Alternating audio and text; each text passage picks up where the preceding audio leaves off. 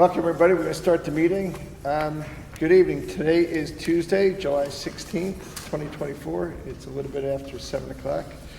Tonight we have a Planning and Zoning Commission public hearing and a general meeting, time permitting, and we are in the auditorium of Town Hall. So without further ado, we're going to get right to the public hearing and start with the first item. The first item is business site plan application number 104 Season Charlie, special permit application number 333A, flood dam prevention application number 439A, land filling and regrading application number 558A, also known as PL 24-77. It is 1852 Darien 1 LLC, Cloud 10 Smart Wash at 54 Boston Post Road. The proposal is to redevelop the property formerly occupied by Bertucci's restaurant as a new car wash, including 5,150 square feet plus or minus square foot building with wash bay, 34 exterior self-service detailing spaces, and 5 employee parking spaces, and to perform related site development activities within a regulated area, including the installation of stormwater management on-site landscaping. The 2.13 plus minus acre subject property is located on the south side of Boston Post Road at the intersection with West Norwalk Road and is shown on Assessor's map number 32 as lots 1 and 2 in the Service Business SB zone. Jeremy, this is our Fred. This is an application that we had once before, was reviewed a couple times, ARB passed it, withdrawn, now we're starting again. Fantastic.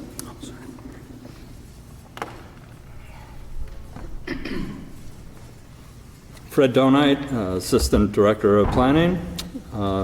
This application was submitted under sections 1020, 1000, 820, and 850 of the Darien zoning regulations under business site plan special permit, flood damage prevention, and landfilling regrading regulations.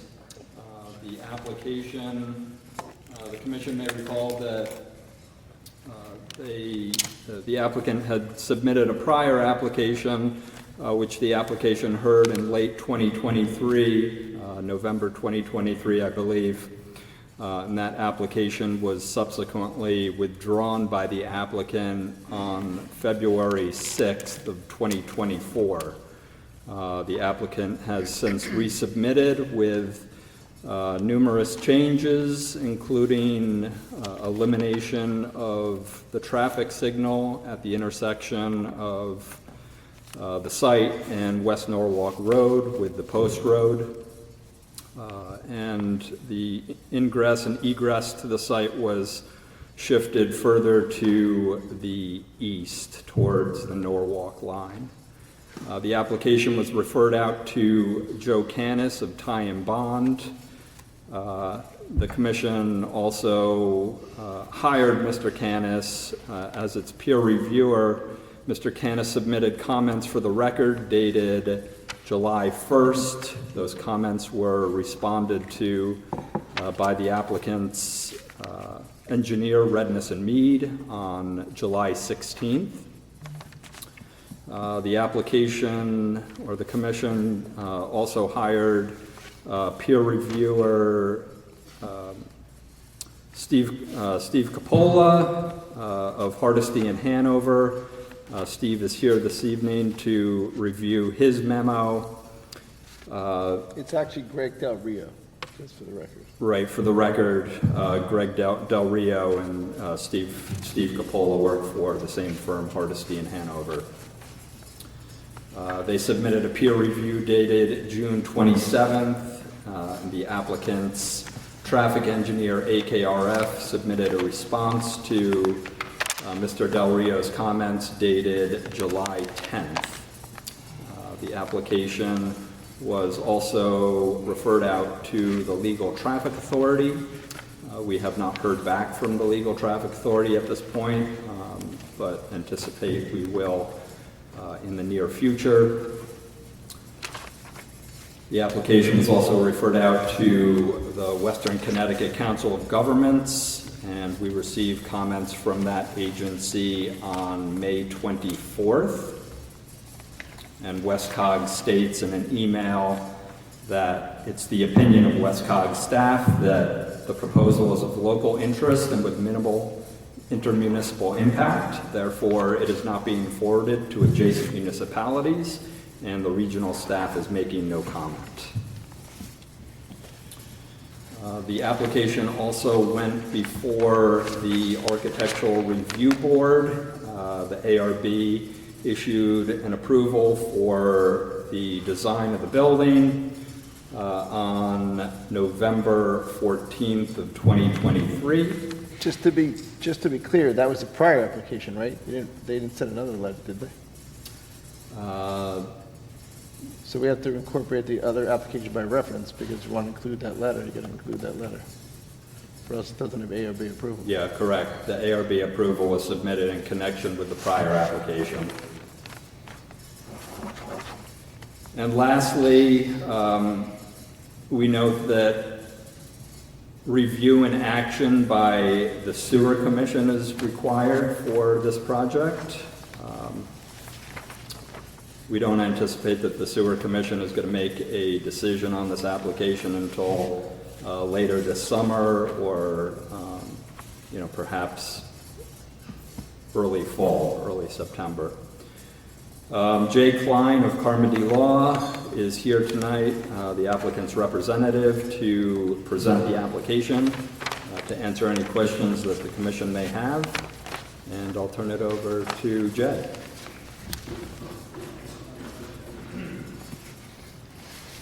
Thanks, Fred. And for the record, Jay Klein of Carmody, Torrance, Sandak, and Hennessy. The Welcome, sound Jay. system's working great as far as I'm concerned. We're all here tonight, as Fred mentioned, on behalf of Cloud 10, the owners of 54 Boston Post Road. As Fred mentioned, some of the names, some of the faces, some of the facets of this application may sound familiar because there was a prior application that you all heard back in, I think it was November 14th, 2023. We were all upstairs. However, this is a new application. It's a standalone application, and as such, we just need to build a record of this specific application. So let's incorporate the prior application by reference to this one, because some of the materials are the same. I think that's fine. And particularly ARB discussion. No changes in what the ARB saw have been made, so it's perfectly. I'm more comfortable with that. And a lot of the survey information starts back in September of 23. Correct. Perfect. We've got our team here today on behalf of Cloud 10. Myself, Dan Chappell, my associate in the front row, Darien residents, Brendan Johnson and Jeff Augusta, two of the principals of Cloud 10. They are two of several investors in Cloud 10 that are Darien residents. We also have Matt Pop, our landscape architect, Brian McMahon, our project engineer, and Chris Mojica, our traffic engineer. His colleague, Marissa Turallo, another traffic engineer, will be joining us later this evening as well. When we're done, we hope that we will be able to either remind you or show you again that this is a terrific project, terrific opportunity for the town of Darien, and effectively a proposal that will allow the construction of a state-of-the-art and thoughtfully designed facility that improves traffic safety conditions along this portion of the Boston Post Road.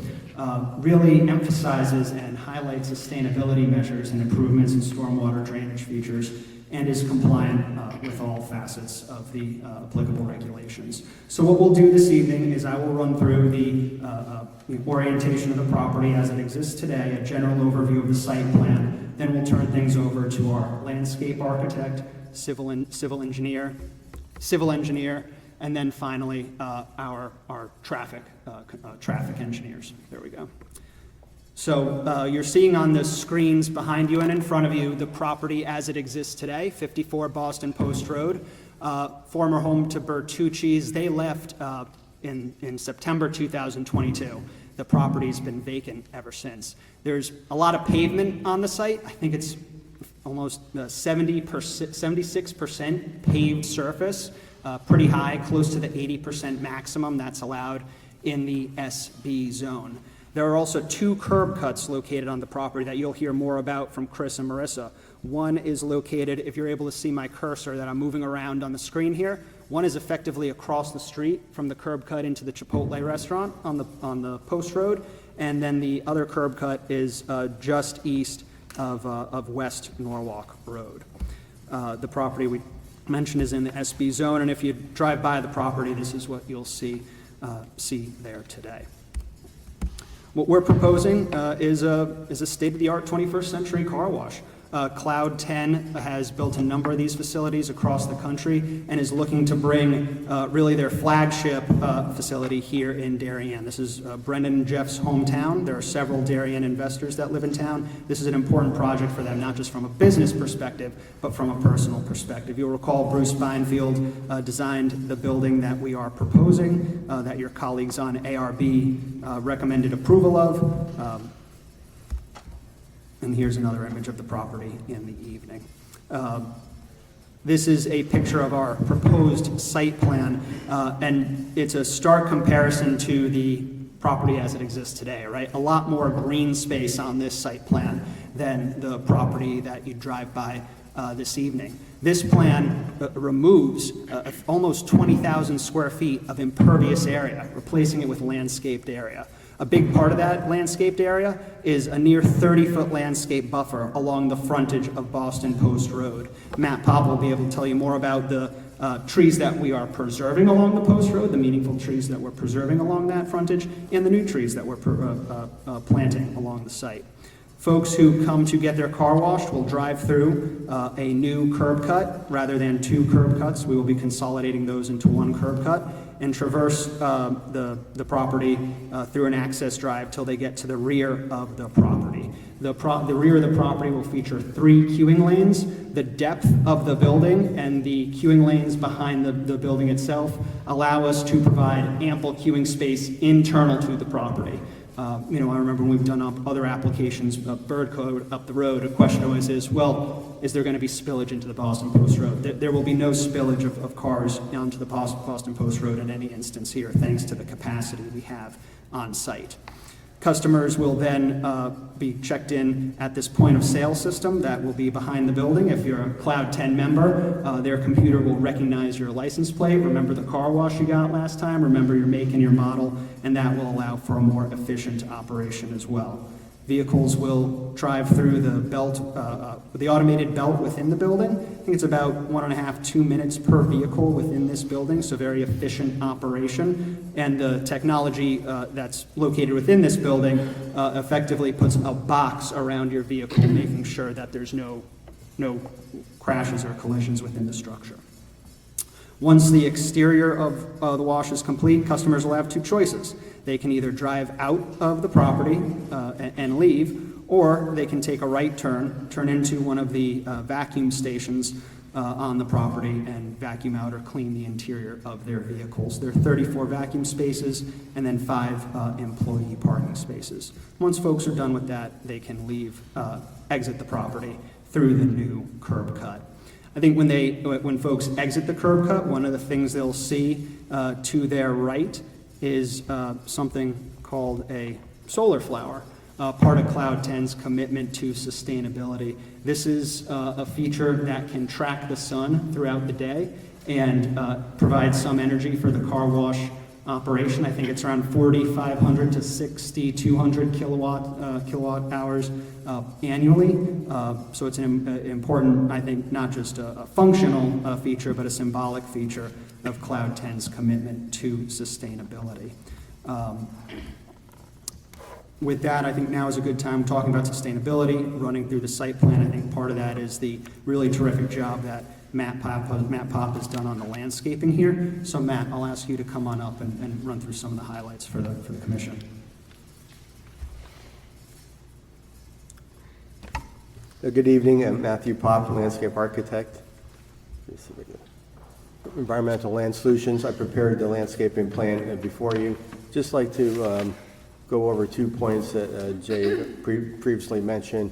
One was the streetscape. We currently have 2 access points into the site, and now we only have 1.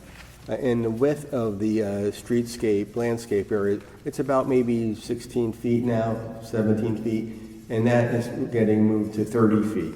So there's quite a bit of increased, enhanced landscaping along the streetscape. Currently, the sidewalk runs right along the edge of the site, right through here, along the Boston Post Road, and we're moving that back, that sidewalk back into the site, approximately 20 feet, and it's a curvilinear sidewalk. We're moving it back because it's a safer distance from the road. You don't have to worry about a car, hitting you. Again, when you're walking along that sidewalk, right now it's a little bit uncomfortable. There were two significant trees on the site that are being preserved. This one right here is a willow oak, maybe the biggest willow oak that I know of in the state. It's, right now, there's an entrance here. So that landscaping area around that tree gets enhanced quite a bit. The other large tree along the streetscape is kind of down over here. It's a sycamore. Again, that tree's far enough away from development. The trees along the streetscape through here, there's a number of oak trees. Some of them are kind of thin on top, but we're going to maintain them. There is a tree right here that's next to a telephone pole that we are taking out. Total, there's about 11 or 12 trees that are being removed from the site. We are proposing 19 shade trees. The shade trees are larger growing trees, so I consider them the red maples, the oaks, and the birch. And then there's 9 understory trees, which are just the red buds. And the red buds, the smaller ones, there's a cluster of 3 here. There's a cluster of 3 over here, and they're kind of over here. There is, as Jay mentioned, there's a rain garden over here. Hey, hold up one second. Did we get a landscaping plan in the packet? Is there one that's posted? I didn't get it in mine. There's no landscape plan on the application. So this is a colorized version of the landscape plan that was in the materials, so that may be why it looks different. But if you need extra hard copies of both this and the black and white, we'll make sure you get more copies. Okay. It seems like more necessary. Okay. Yeah, nothing has changed for the colored version. But that's got to be changed. Well, that's the prior application. And the curb cut was, I think it's Oh, page that's- 8, yeah. guys. what's the date of that one up there, Matt? I see it on page 8 from the July There's 16th, a 4th revision. Presentation. on the presentation, yes.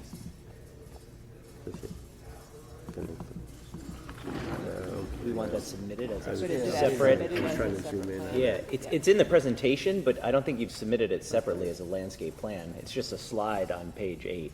Okay. Well, we'll make sure you get that there's more copies provided.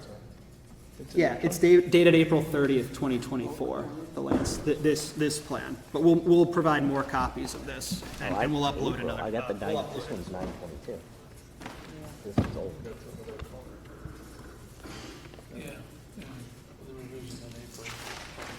Yep. So the rain garden is over here. The rain garden is actually designed to filter runoff from the site. That will be maintained as a meadow. That area gets seeded. For lighting, we have a light fixture here. It's a 12-foot high pole, kind of a pedestrian height, so it's a low-skill pole. The light actually shines up from kind of the top to a solid reflector, and the light shines back down. That we went through several revisions with that for ARB, and that was the fixture that they preferred. There's a couple of bollard lights right here. The bollard lights are, I think, 28 inches high. There's a few across the face of the building, and then there's a few, there's about 4 on this side, and I think there's 3 on this side of the walkway in front.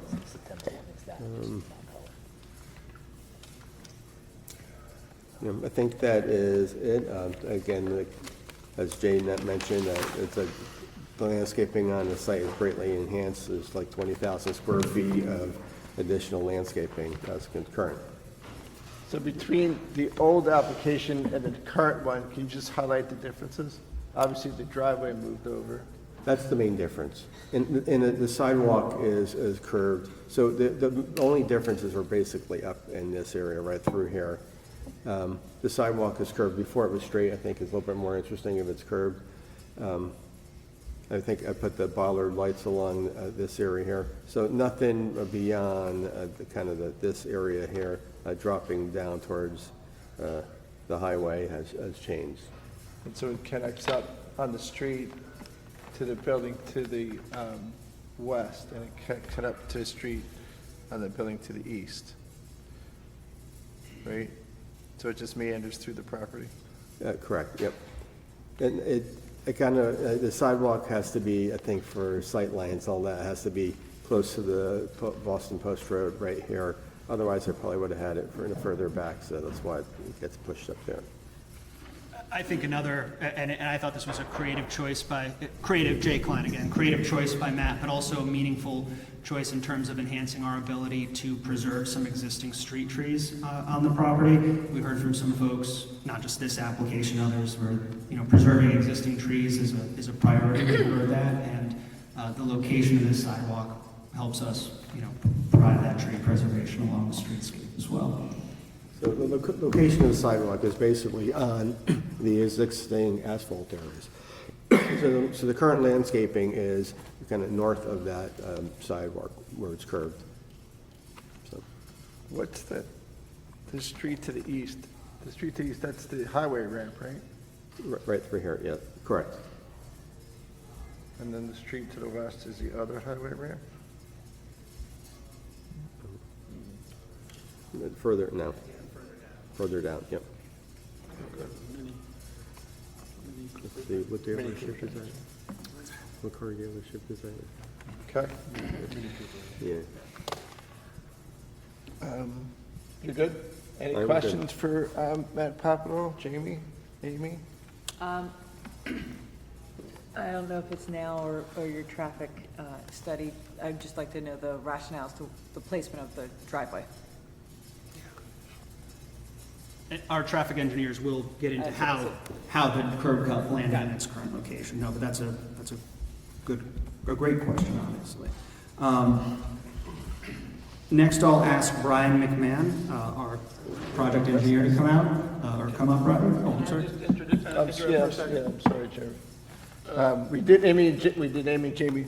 I'm sorry. I just want to make sure we're looking at the most up-to-date. On the bulk plan upload, you have the September 22nd, 2023 plan? Landscape plan? Yeah. Okay. Is that That the? was a mistake on. Okay, so as long as we get, I don't think it's materially changing. No, So no. it does have the right curb cut, but it's just maybe has the wrong date. Yeah. So as long as that could just be updated for the record. Of course, yeah, we'll that's do all. that right away and make sure you all have this, too.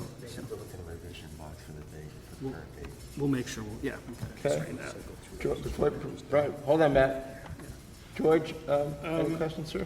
Yeah, I just wanted to ask about, so you're planning to illuminate the building, I gather, at night, right? And did ARB weigh in on that? Yes. I'm trying to think of another example of that in town. Yes, ARB asked for an evening rendering, which was this image right here. We provided it to them, and they approved the building afterwards. So this was something that ARB reviewed as part of their approval. Part of their recommendation. As part of their recommendation of approval, correct. Apologies. Yeah, okay. Make sure we're on the same page. What are the hours? 7 a.m. to 9 p.m. what we're proposing. And then how late do the lights out in front of it stay on, all night, or do they click off at some point?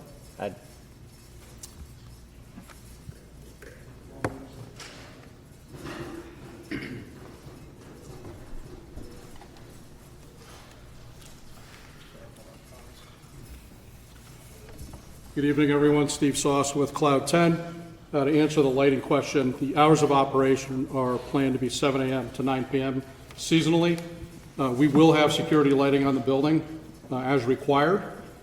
We do not turn all the illumination off. I don't know if you've been by the property currently, but because it's deep in, we're doing some additional screening, a larger buffer on the road. It can become an improper hangout place. So we'll have security lighting on the building. We will have some lighting on the building. All of the lighting that's used to illuminate and show off the building will be dimmable. So, okay? In the, oh, I'm sorry. Well, I was just going to ask if the rendering we have in our packet, are you comfortable that that's an accurate depiction of the lighting scenario? Yeah, I mean, I think renderings are pretty close to what we can do. And we are working with a lighting contractor that specializes in that type of uplighting and diffusing it.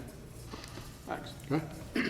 Anything else? Do you know if the lighting sources were verified, the specs were verified with the ARB yet?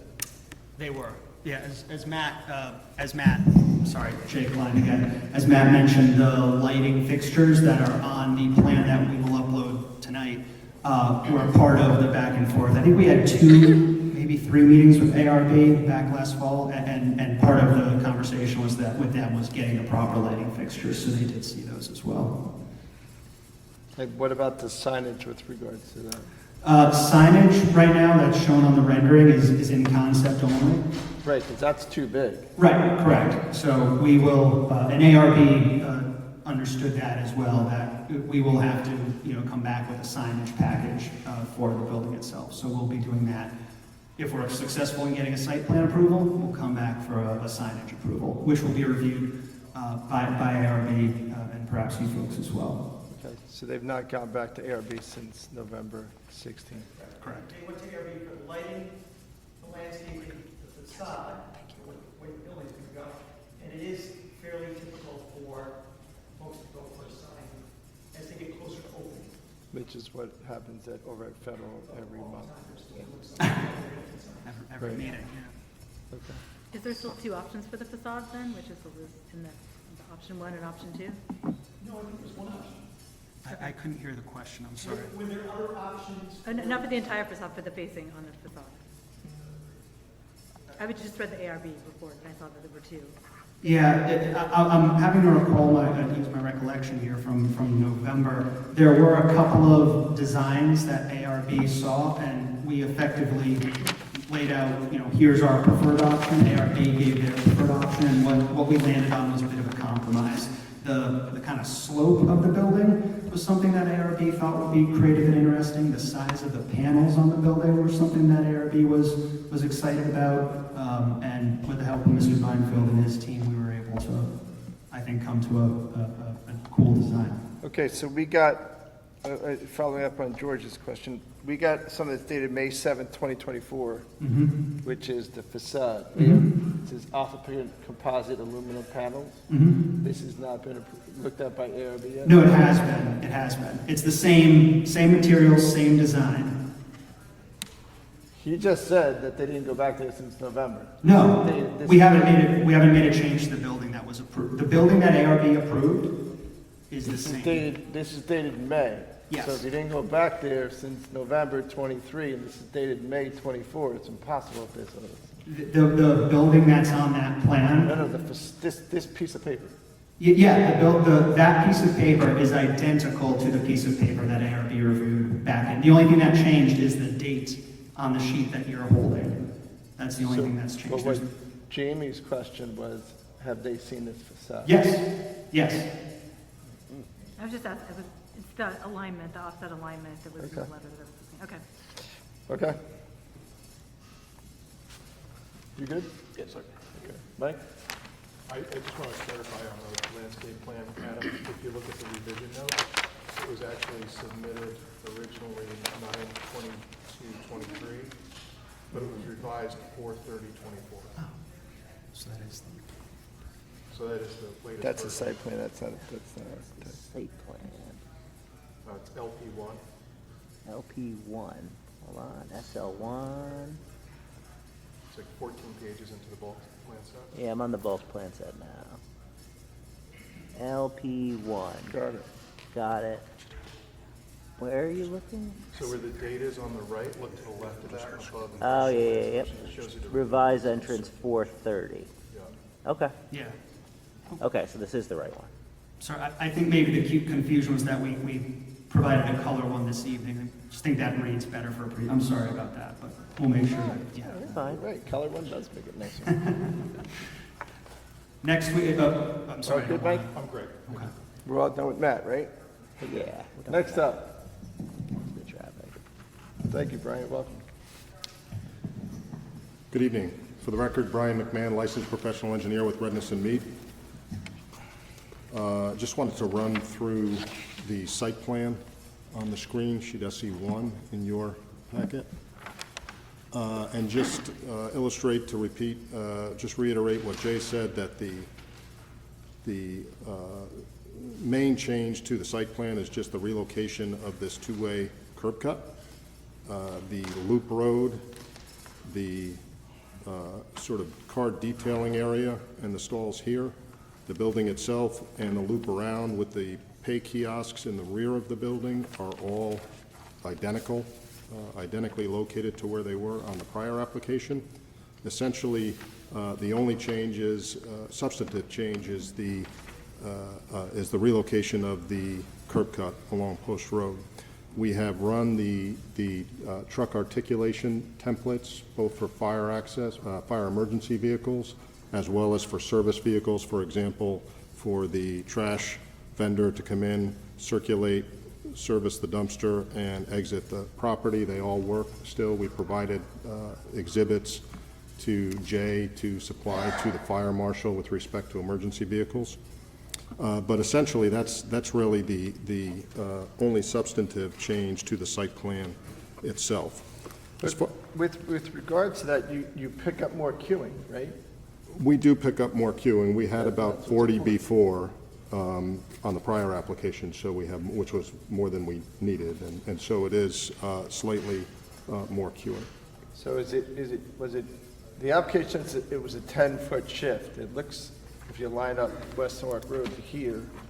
Well, the application is a 10-foot shift, not from the prior proposed curb cut. The application is approximately a 10-foot shift from the existing curb cut here.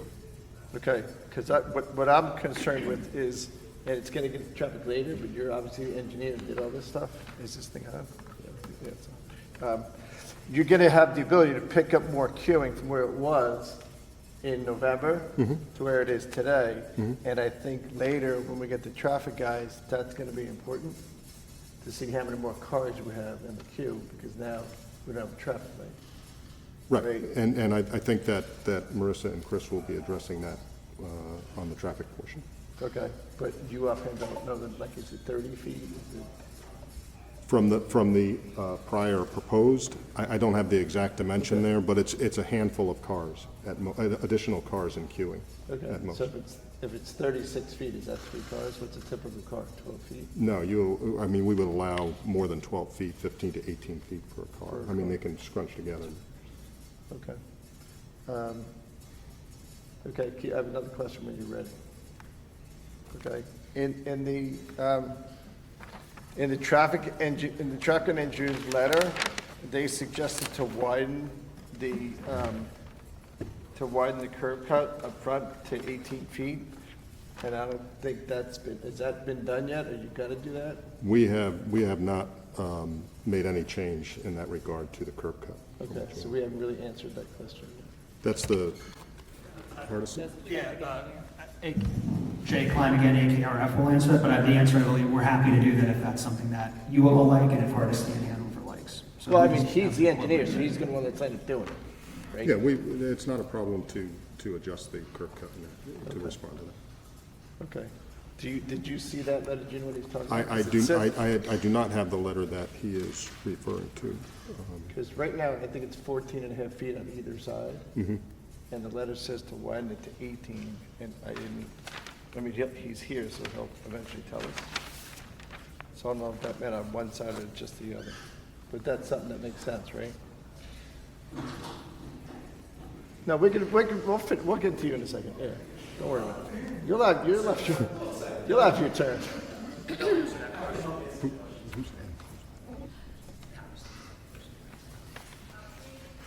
Okay. So you pick up maybe 2 cars by moving the driveway, and no, it does not align with West Norwalk Road. Okay. And that's the biggest change. Questions, Jamie? Amy? Again, I haven't, thank you. What was the rationale of placing the driveway there? I would love to answer that, but I think that Okay, that we'll get best to that. comes from the Okay, traffic engineer. I'll hold that. They had all that coordination with the DOT, et cetera. Okay. You good, George? Mike? Has Joe Canis responded on the engineering review? The responses? He's here Not the tonight. response. He's here. He's here. He will. No, he's here. Mike? Yeah, I don't, I'm just looking through Joe's review, and I don't really see any significant, so I'm good. Okay, fantastic. Thanks, man. I was going to speak to stormwater management. Go and right ahead. walk you through it real briefly. Likewise with the curb cut, the only substantive changes, and I'll just remind the commission, generally speaking, about drainage on the site. Runoff from the site drains in two different directions. One's collected in a large capacity culvert that runs through the site beneath the existing restaurant building and is on which the DOT currently has rights to operate and maintain that pipe. Runs to the south over to the Land Rover property and then east ultimately into the 5 Mile River. The second, the easterly part of the site, the parking lot over here drains overland, actually, off the pavement into the state right-of-way for the off-ramp and into the swale along there, along the west side of it, where it proceeds south under the off-ramp and, again, out to the 5 Mile River. The drainage system that you see on here, you'll note we are continuing to show the DOT pipe being routed around the proposed building. The only real substantive changes to the stormwater management system that we have on the site were incidental to the relocation of the curb cut. Just to remind the commission, right now we are reducing coverage on the site, impervious coverage on the site by about 19,400 square feet. It's almost half an acre. So by virtue of just that alone, we would be reducing runoff from the site if we did nothing else with it.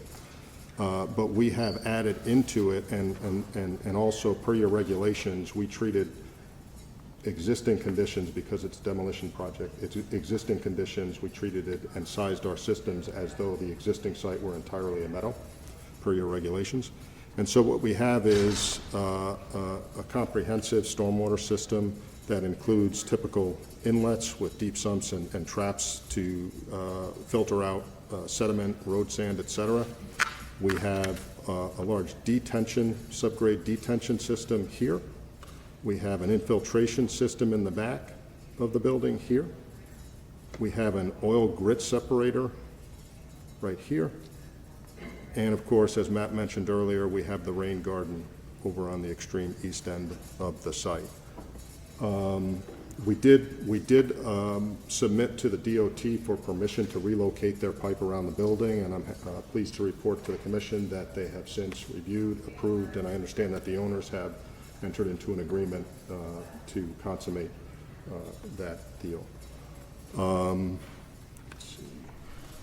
The only substantive comment I would point out during that DOT review, the only comment that they made that really caused a change in the plans was this riprap overflow from the rain garden, which will mimic existing conditions, letting water that overflows from it, in the event it overflows from it, flow onto the state right-of-way property.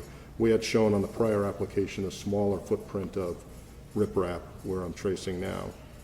This footprint was made by the suggestion of the DOT, which we incorporated. We did respond to Ty and Bond's comments. I've had a chance to speak with Mr. Canis. I'm sure he'll speak with the commission. I understand that we have addressed all his comments satisfactorily. Can you just go over the flooding and I know you're not in a flood zone for the most part, but the A is adjacent, the floodway is adjacent? Yep. We are applying under the flood damage and prevention and protection, and the floodplain The floodplain limit is right here. I'm tracing over, it's hard to see on there, but I'm tracing over the line. That's as transcribed from the record FEMA maps. So you can see at the real extreme corner of the site over here that it is mapped within the FEMA floodplain. However, the elevation, the 100-year elevation of the FEMA floodplain is maximized up at the northeast corner of the site in this area here, and it's at elevation 51. This was a comment Mr. Canis had previously had. And so what we have done is, and we did this previously, you had seen this in the prior application, we had included the indication, it's hard to see over here, but elevation, there is no part of this site that sits below the elevation of the base flood, of the 100-year flood. So while it's transcribed, by transcription, it's in the floodplain, as a physical matter, topographically, it is completely and entirely outside of the flood. So you're doing a lawnmower? I mean, we may do that, what the owner may choose to do that. Fortunately, the mapped, transcribed floodplain does not intersect with the proposed building. Certainly, if it was, we would go for a lawnmower, and the owners may choose to do that as well, even though it's only the parking lot or a portion of the. I was going to say, is the parking lot, or is it just the open space? Yeah, it's right here. Here is a little bit of the parking lot, a little bit of the rain garden. It's right here, just this corner of the site, right here. It's here, right? Yeah, it's on this one, so it mix where the. Got it. Thing and, like the employee park, it's right where the 5 employee parking spots are gonna be, that's somewhat in the That's floodplain, correct. right? It cuts the 5 just employee those parking 5, spaces right? in half, Yeah. basically, yeah. And that's where the vacuum control units are? Yeah, to the left of it, to the west of it. Yeah, Cuts this yeah, little it cuts corner, it. just Okay. a little itty bit right here. Those things are probably up on a pad though, right? The vacuum control units? Yeah, they are. They're on concrete. Yeah, I support. see that. Then the other thing, can you just go over, I'm guessing it's your thing, isn't there a recycling of the water? There is a recycling system for the, which will be tributary to the sanitary sewer. And I know Fred mentioned it earlier. We have been coordinating with sewer commission staff. We have received comments from that we're in the process of addressing. So why don't you just tell us where all that system is, because it's, I mean, to be sustainable, we don't want to Yep. put That system is right here. millions of gallons of water in the Lion Sound. Right. Well, no, I mean, the system is right here. It's a recycling system that is located right in the front of the building here. Okay, And it recycles water through, filters out certain pollutants. It reduces the amount of fresh water that ultimately is used on a per-car basis.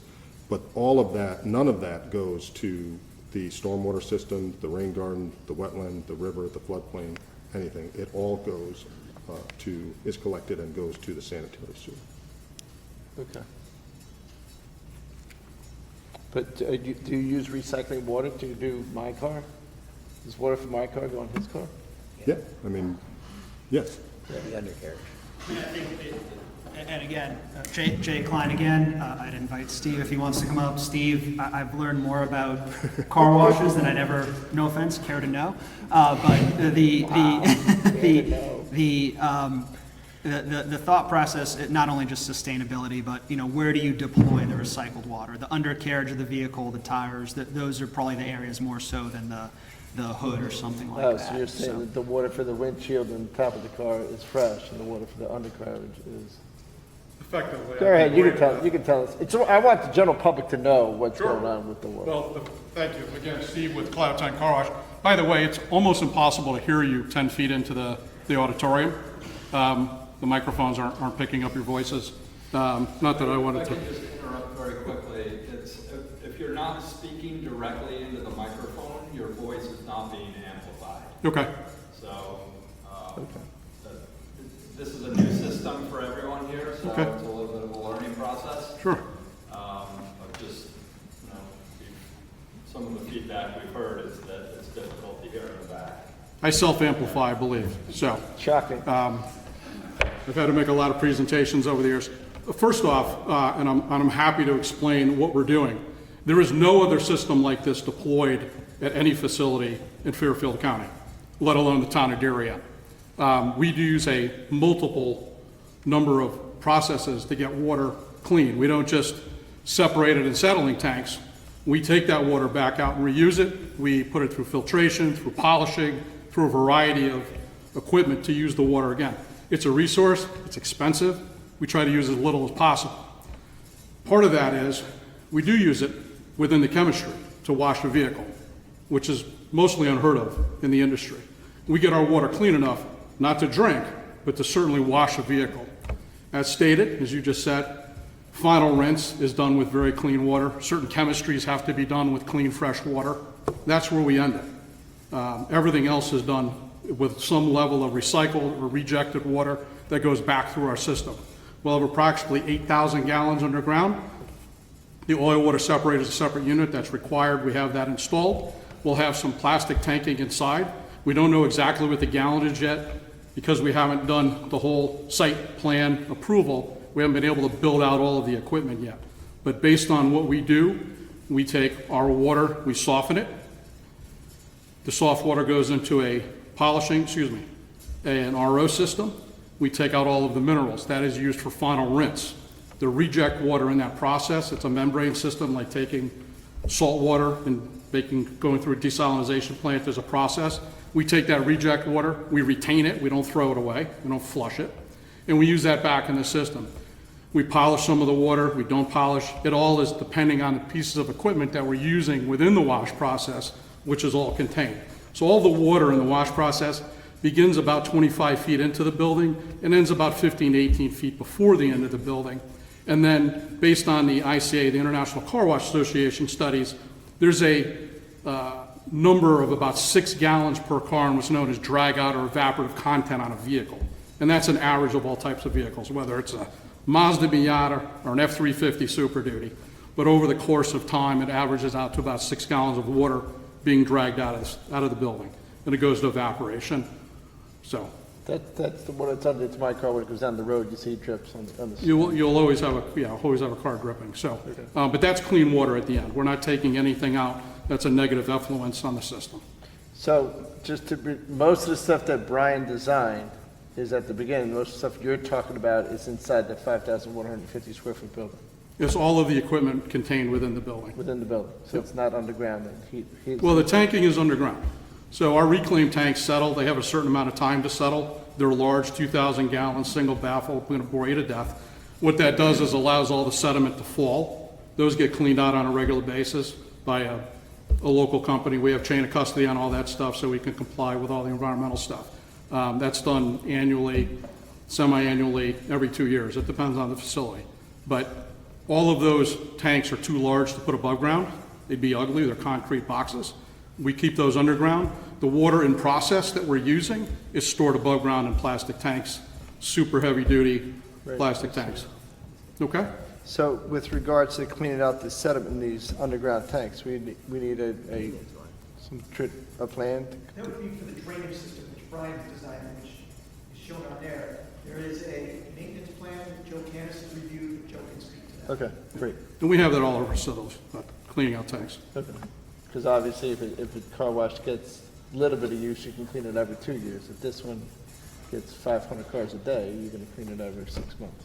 It also depends on the site conditions, what's in the area.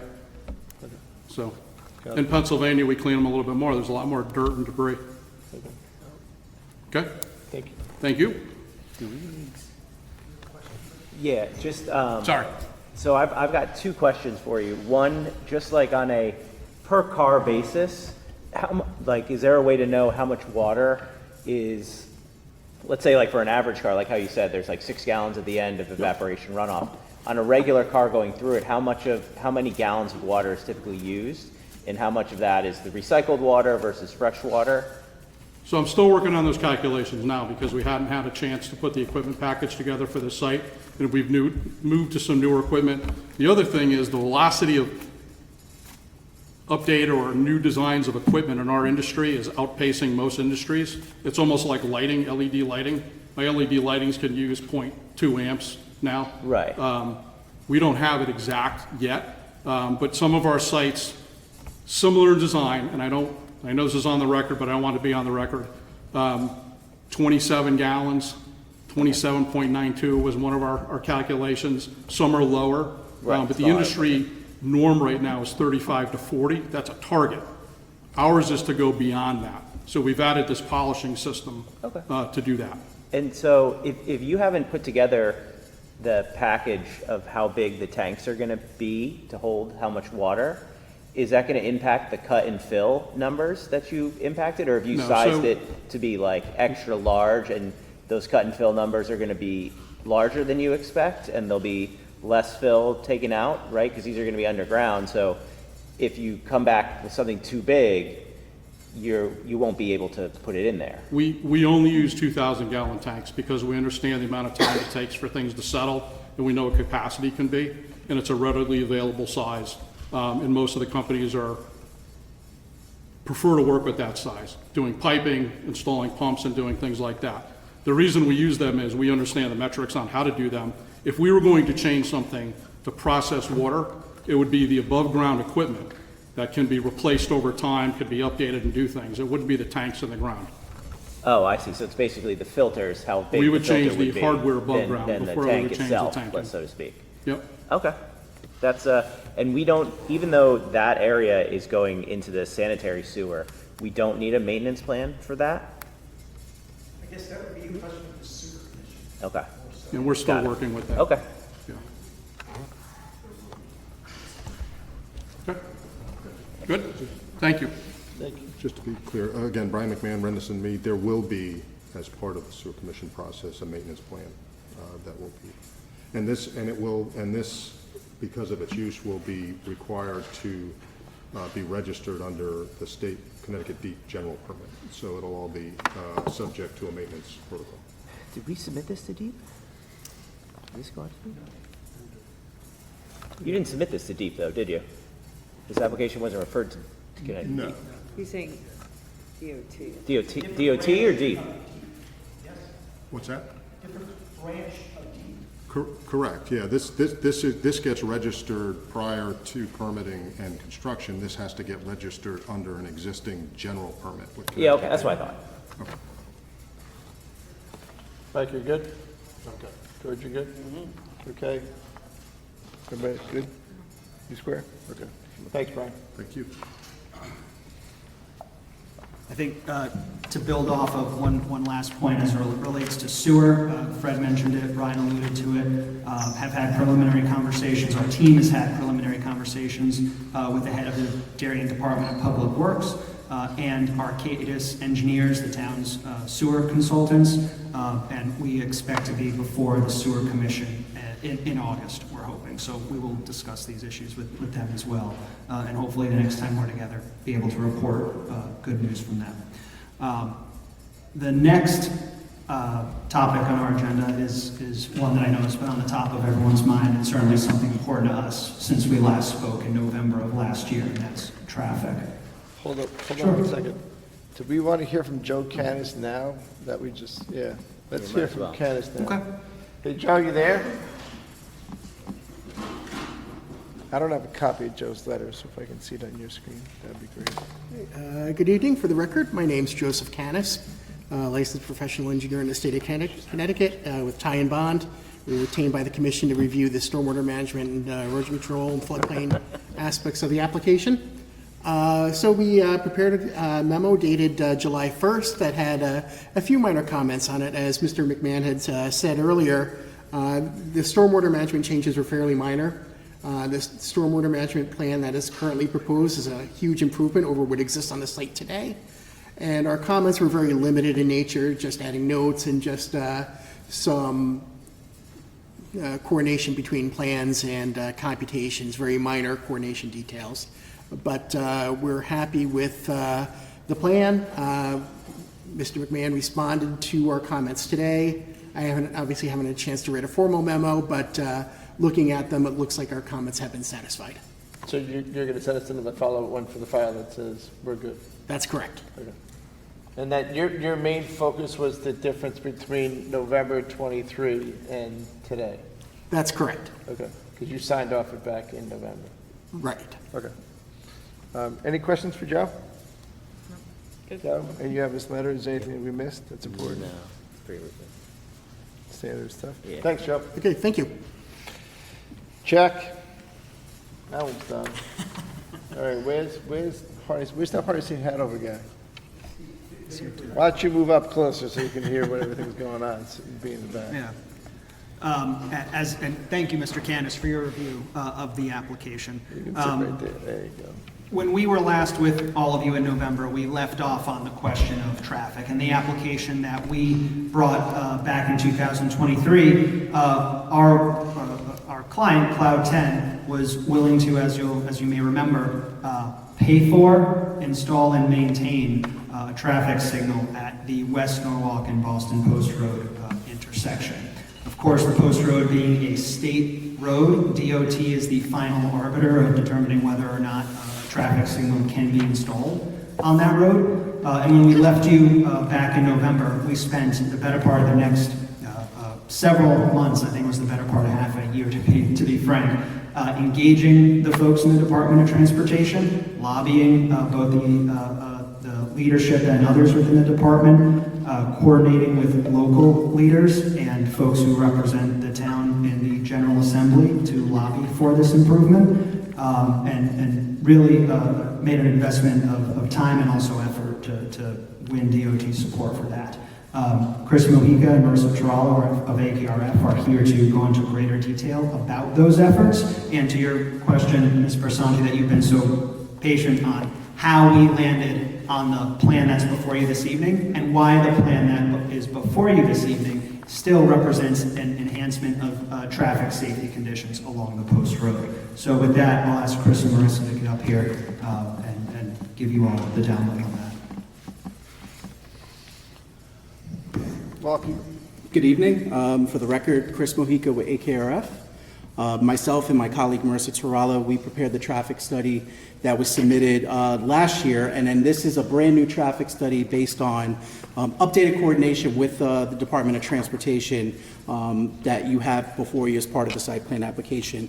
A lot of the information in the traffic study generally it's pretty much been consistent. It has been reviewed by the town's peer review consultant, Hardesty and Hanover.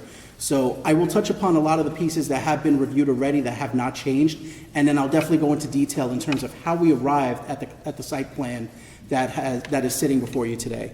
So really quickly, in terms of the study area, it has not changed from the last iteration. Working with the town, working with Hardesty and Hanover, we identified 5 intersections based on just relative proximity to the site. Pretty much Post Road from in between the I-95 ramps, but also with a particular focus on West Norwalk Road, given its proximity to the site access points. Really quick on existing conditions from a traffic perspective. We have 2 curb cuts that you know that exist today, full access. One that is immediately across from 71 Post Road, that is the Chipotle driveway. And one site driveway that's immediately east of West Norwalk Road that also provides full access. The other thing that kind of stood out to us when we looked at this initially was really from a safety lens. We did not like the fact that there were bus stops immediately east of our site that really had no pedestrian crossings.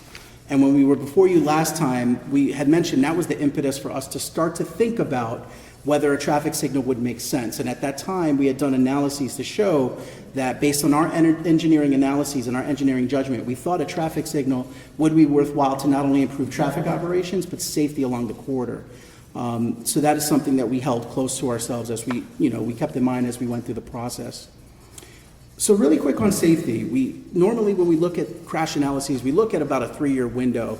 Given the COVID-19 pandemic and given just wanting to get a good understanding of the historical safety context of the area, we looked at crashes within proximity to into the site. West Norwalk Road, as you know, has a significant amount of crashes, 36 crashes over the last 7 years. When we look at the site driveways, there's an interesting story here. The west driveway that's immediately across from 71 Post Road, where the Chipotle is, there were 22 crashes. It was actually the second highest location of all the locations that we looked at right away over the 7-year window. The east driveway to Post Road, which is not immediately across from anything, but a little bit further set away from West Norwalk Road, only had 2 crashes. So no notable crash history when looking at it. From a traffic operations perspective, we know that Post Road is congested as it is today.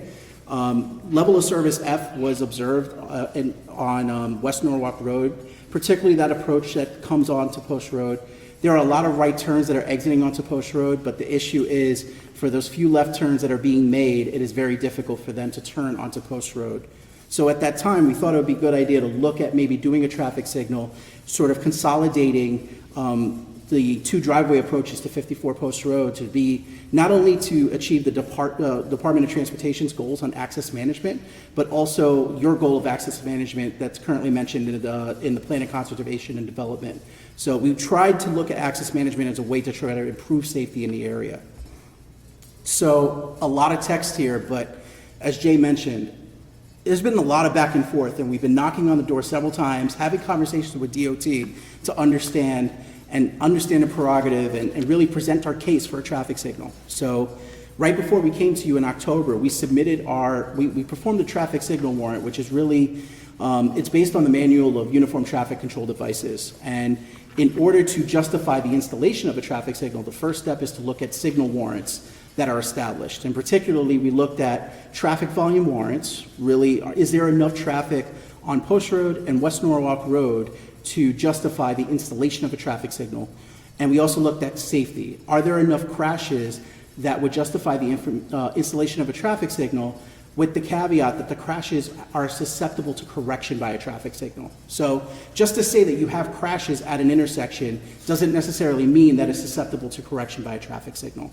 With all that said, there is engineering judgment that is outlined within the Manual of Uniform Traffic Control Devices. So even if you meet the traffic warrants, it does not mean that you can go ahead and install a traffic signal. Engineering judgment can be applied at discretion of any agency to determine whether it is a justifiable action to do or not. In November, we heard back from the department right around the time that we submitted the report. A quick process check. So you Yes. did meet the warrants? We did. Got it. Thank you. Yes. Multiple warrants. We met a total of 3 signal warrants out of the 9. One was the 4-hour warrant, so do you satisfy 4 hours of the day in terms of meeting the warrants? The second one is 8 hours of the day, which is more intensive, which just shows there's continuous traffic flow through the area. And then the third warrant is the safety warrant, which means you have a collision history that could be susceptible to correction by a traffic signal. Well, let's, I don't mean to cut you off because you're on a roll, but let's move the ball forward. You don't have the traffic light. Okay, you're making an argument that you really, really, really want the traffic light. You don't have it. You're not going to get it. Mm-hmm. So you have to prove to us why this works without it. We don't need to know why it works with it, because you don't have it. Yes, well, So you I'm gotta going prove through the why we're process of gonna how have we it. arrived at the site. I get it. We know that. We already Okay. know that. So that Okay. ship sailed. No, understood, but all of what we've done is how we arrived at the site plan. And I just want to make sure that there's no loss in the context of what has been done and You what know we've you don't heard. have it. So, Well, if I could interject, I do think it's useful for the record to know why they didn't get it. I think The folks, state didn't approve it. well, why didn't they approve it? I don't know. It's actually probably too close to the other one. so, That's the reason why. If So you we- drive down the road, the other traffic main is like 100 yards away. so we met in November. November, they issued it. January, we went back and we said, did we miss something? We also asked Hardesty and Hanover to take a look as well, just to make sure that it's not just our perspective, but it's also their perspective as well. With that information, we resubmitted our traffic signal warrant analysis, reconfirming that based on our engineering judgment, that we felt the traffic signal was justified. We also had letters of support, which we thank everybody from the first selectman and others for submitting that as well. So in February, we did meet with the commissioner's office. We did meet with the division chief of traffic engineering. And at the end of the day, it comes out to our engineering judgment versus their engineering judgment. They feel based on their engineering judgment, a traffic signal is not warranted. They also noted that they've evaluated this intersection multiple times for a traffic signal. The prior iteration had to do with a state project that they were doing for the rehabilitation of the West Cedar Bridge in Norwalk, where they wanted to put a temporary traffic signal on West Norwalk Road to go ahead and to divert the traffic while that bridge was being reconstructed. At the beginning of design, it seemed like a signal was going in, but during the design process, they revoked that decision. So they decided 3 years ago or so that they did not want a signal there. The same thing happened here. So the reason why I bring up this meeting is, after that meeting, we went back to them, because the other thing to keep in mind is, while we're here, in the case that we do get an approval here, we do have to go back to Connecticut DOT, because we do need an encroachment permit to modify any sort of access on their state highway. So what we did ask them is, now that we understand that there is no way you are getting us a traffic signal, the one thing that Cloud 10 has done, they were willing to do the investment on the traffic signal, but even now, if for some reason in the future, DOT comes back and says, we finally believe something is justified, Cloud 10 is willing to modify their site driveway to facilitate the installation of a traffic signal. But we met with the Division of Traffic Engineering in March, and we presented them different options. One of them had to do with right in, right out. One of them had to do with 2 driveways, and the other one had to do with a single driveway access. So what we arrived at is this concept plan that's before you. There were 3 tenants talking to the Division of Traffic Engineering that came out of this. We understand this is not the preferred, concept. We really wanted a traffic signal, but we do think that there is a betterment here than what is currently out there today. One of the concessions that they did make is that they did agree that there is a crash problem at the Chipotle driveway. And there were crashes when the prior Bertucci's restaurant was open for vehicles coming in and out of our site. So to reintroduce that traffic, regardless of whether it's reopening a restaurant in the existing site or a car wash, reintroducing the traffic there would actually exacerbate safety concerns, because now you're bringing more traffic back out from, across from the Chipotle driveway, where there has been 22 crashes over the last 7 years. So they did agree that closing the driveway would be a safety betterment. Also, the consolidation, they did agree consolidating the driveways into one full access driveway would be a betterment, mainly because it's access management. And when it comes to right in and right out, one of the concerns that they had in general was just illegal turn movements and things of the like. So it also, the viability of a site, if you have single access right in, right out, it also precludes the case later on if you were to, let's say, have a traffic signal. If DOT comes in, they will say, there's a likelihood they can say, you are already right in, right out. We don't need to touch your driveway. We can signalize West Norwalk Road, leave you as is. We don't need to accommodate you. So the other thing that we did from a safety standpoint is we did have them agree to talk to Connecticut Transit. We did not like the idea of pedestrians crossing at the bus stops there. So they are going to talk to Connecticut Transit about relocating the existing bus stops away from West Norwalk Road, 300 feet further east to where the northbound I-95 off-ramp is, because there is a marked crosswalk there is a traffic signal. The whole point is to prevent people from getting off the bus and crossing the street right where they need to. We really want to provide the access for them to do it safely. Before I go any further, I know there were a lot of questions on the overall site plan layout. I just want to make sure I've answered them, and I'm happy to answer any more questions on how we arrived at the site plan layouts. I know that was a point you were very interested in hearing. Well, the big question, I think, and I maybe speak for Amy, thanks, buddy, is you moved it X number of feet from the intersection to the east. I mean, why'd you pick the number of feet that you did? Because when we went over this last time, it was all about the queuing. So we want to make sure there's never any queuing on the post road. Right? So Splash cars across the street, they have cars on the post road all the time. So we did not move it because of the queuing. The location of the driveway was moved because the eastern driveway, we thought it was too close to West Norwalk Road. And in talking with the department, we suggested it maybe just shifting the existing driveway a little bit to the east, but we did not want to line it up across from the exiting driveway from the TD Bank, because there's the chance of creating a similar scenario to what's happening at the Chipotle driveway. So there was a happy medium of shifting it to the east and try to sort of at least position the driveway in between West Norwalk Road and the TD Bank, just moving it a little bit more away from it. So it was really the TD Bank was the driveway? Yes. Okay. Yeah, it was just trying to make sure that we're not having, that situation that we have at the Chipotle, where you have two driveways directly across from each other. Right. So to create that lateral separation. Let me, Yeah, go ahead. sure, you have to just say your name for the record, too. Thank you. Sorry. Oh, I'm short. Marissa Tralla with acre.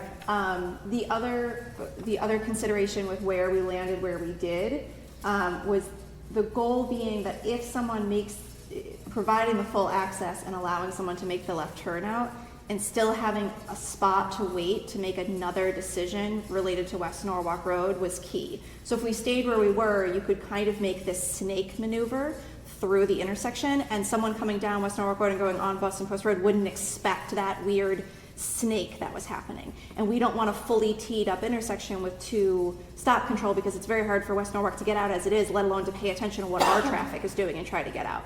So we needed to be separated. They originally were kind of okay with where it was in that snake. We felt that if we could at least fit 1 car between the 2 intersections, they were giving people another decision point to do that. And we want to go as far east reasonably as we can. Other than the TD Bank, we also have to be conscientious that a left turn lane starts for the next adjacent traffic signal. And we don't want to have our driveway lined up where there's already now 5 lanes of traffic instead of 4 lanes of traffic. So there was a lot of little considerations in that piece, but we actually, DOT gave us very tight metrics of what they would approve, and the only thing we've managed to really squeeze out of them is making this 10-foot shift to be able to fit that 1 car between these 2 roads. Okay. Because I would assume you would have tried to make it as further east as possible. Absolutely. But the stop you from further east is the TD Banks. And that left turn pocket, it starts right after this driveway. It picks up. Okay. Got it? Is that good? Got it. Okay. I remembered Natasha. Just, can you go up to the slide before this? You see where that, sorry, you see where that bus station is, or the bus stop? This one? Yeah, that looks like it's directly in the way of where you're putting the new curb cut. Yes, so we talked to the department, and what we're proposing is to relocate these 2 bus stops over here so that they're further away. And actually, the whole reason to relocate the bus stops to right here and right here is really so that if somebody's getting on or off, they can use this crosswalk where there's a pedestrian signal for them to cross Post Road. Okay, so is that proposed or approved? That is proposed. They agreed to talk to Connecticut Transit. So if they don't talk to Connecticut Transit, or it doesn't get approved, you're gonna have an exit right into a bus stop? That's not our preference. I don't think that'd be anyone's preference. No. It's something that they agreed to talk to because they also felt that there is a concern there. Also with the buses that are stopping in the area, potentially, as it is today, the buses that stop there could technically block the existing driveway that's there. So that's another aspect of this too, in terms of pushing the buses away from that driveway location. Yeah, and I would just add that the frequency of the buses at this stop is not particularly high. We're not concerned the safety concern we would have is actually if it was stopping before our driveway and was really limiting the sight line of anyone understanding that someone's coming at them. So as long as it remains after our stop, relocating the actual stop, and it won't stay at the driveway. We will have to show on our plans as part of our encroachment permit, at least shifting it as we're shifting our driveway. We hope that in that they take the opportunity to move it, but if not, it will still be downstream of our intersection where a right-turning vehicle exiting our driveway would see the bus at the stop, and the bus will be able to pull beyond our curb cut before they stop. They won't leave the bus stop in front of our curb cut. Okay, so on this plan that we're looking at, right, that shows the current state, where would your curb cut be? Because you said you don't want to push it into TD Bank, so is it past TD Bank? So this is the center line of the existing driveway. We're shifting it 10 feet, which is right around here. So it's not a major shift, but the concern was this is a movement that we were worried about particularly, and also this movement, this S movement that Marissa was talking about. So just shifting it a little further east to try to at least eliminate this S movement or make it a little bit more formal of turn and then decide to go West Norwalk Road or turn and go straight, just to provide a better sense of visibility and also a better expectation for drivers when they're exiting out of West Norwalk Road and making the left turn, to give that little bit of space. Okay, so if they don't agree to move that bus stop, what's your plan B? Because they didn't agree to a light, and now this is our plan B. So the bus stop right now where it is about 10 feet. It's about 10 feet from the existing driveway curb. If we put our driveway curb 10 feet over, the bus stop moves with it. The stop itself, relocating bus stops, the signs get relocated all the time. It's if you physically change where someone is waiting and you need to alert pedestrians that they need to get on at a different location, that's a process that has to be approved. They're not going to leave that stop directly in front of a curb cut. They won't want the bus to stop there themselves. So you have 20 feet, basically, from your curb cut to the bus stop. Right, they'll need to. Aren't buses longer than that? Yes, an articulated bus is going to be longer than that. So then buses are going to be Yeah. stopped in front of the proposed curb cut. What I'm saying is when we go for the encroachment permit, which unfortunately they won't review any of this right now. That's the way Connecticut DOT works. We have to get these approvals and then we go to them. When we show on our plan the relocated curb cut, we will also have a sign call out that says relocated bus stop sign, and it will be 50 feet over, hopefully. But what they need to do is try to actually get it on the other side of the intersection because that's better for traffic operations. So that's what they already kind of said they want to do. But what I'm saying is what we will show to them will not leave that sign in front of our driveway. It will be relocating it. And it's not the same process as, like, what Chris is talking about is two different things. We want No, them to relocate. I get that, but Yeah. if they don't, right, if they don't move the bus stop, then buses stop in front of your curb cut right now, as proposed. In front of your entrance. In front of your entrance. Yes. Yeah. And in front DOT of the themselves can't sanction that in their own respect. Like, unlike the traffic light where that's a warrant, they can't sanction that a bus blocks a site driveway that they approved at the same time. Let me ask the question a different way. In your extensive experience of doing all this traffic study, have you ever moved the bus stop before? Yes. Have they ever declined you moving the bus stop? If it was feasible and they wanted it and we were trying to move it, yes, they've declined it because I'm trying to move it 5 intersections away. I've never told them I'm going to move the sign and had them say no. That hasn't happened to me. It also becomes more difficult if the bus stop What I'm has trying to do transit is what's the percentages of you getting approved? I mean, to me, I never thought the traffic light was gonna get approved in the first place. I mean, we're happy to, Do you get it, would you get moved bus stops 90% of the time they get approved? moving a sign I've never not had approved. Okay.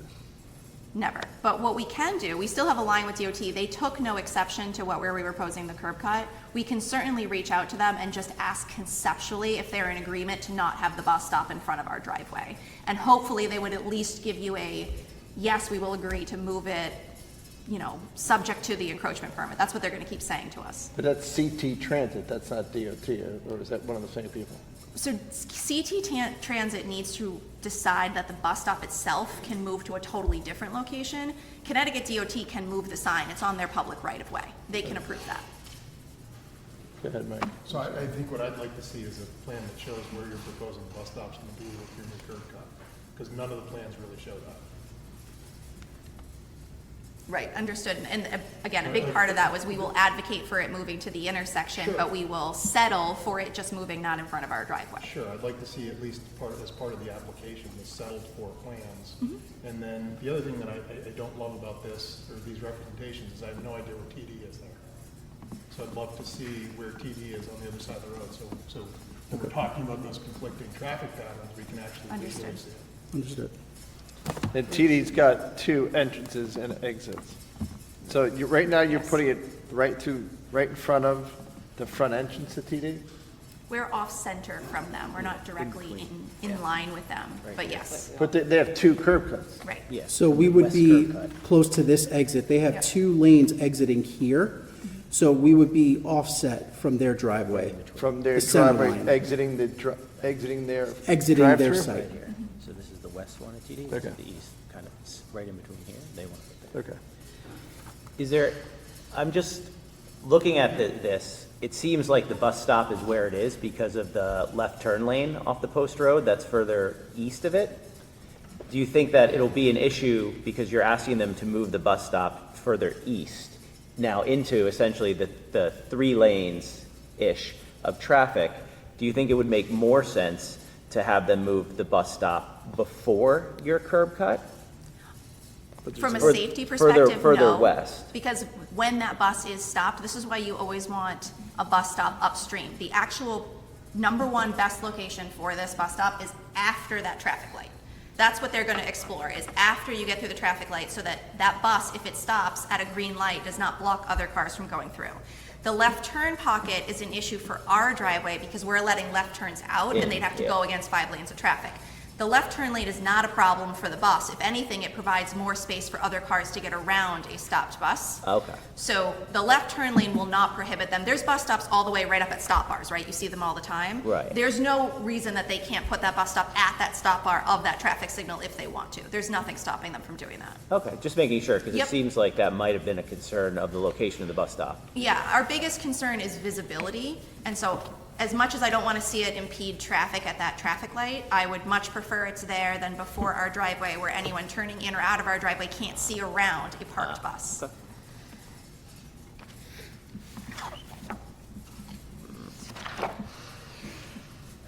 Keep on going, man. You're on a roll. You gotta prove your case why it works without a traffic light. So really quickly on the trip generation standpoint, there is no change to our projections. Typically we would use the Institute of Transportation Engineers, trip generation data.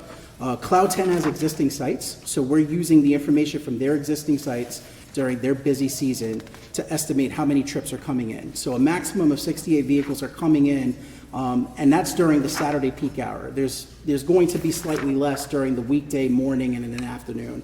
But 68 vehicles into the site during an hour is roughly like a vehicle per minute. So, and those vehicles are expected to come into the site and exit within that respective period.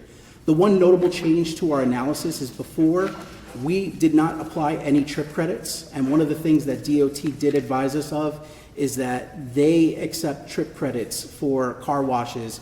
They assume that 45% of the trips are considered to be pass-by trips, or trips of convenience. So these are, I'm going to Costco or some other place, I'm washing my car before or after, I'm going to a restaurant, so on and so forth.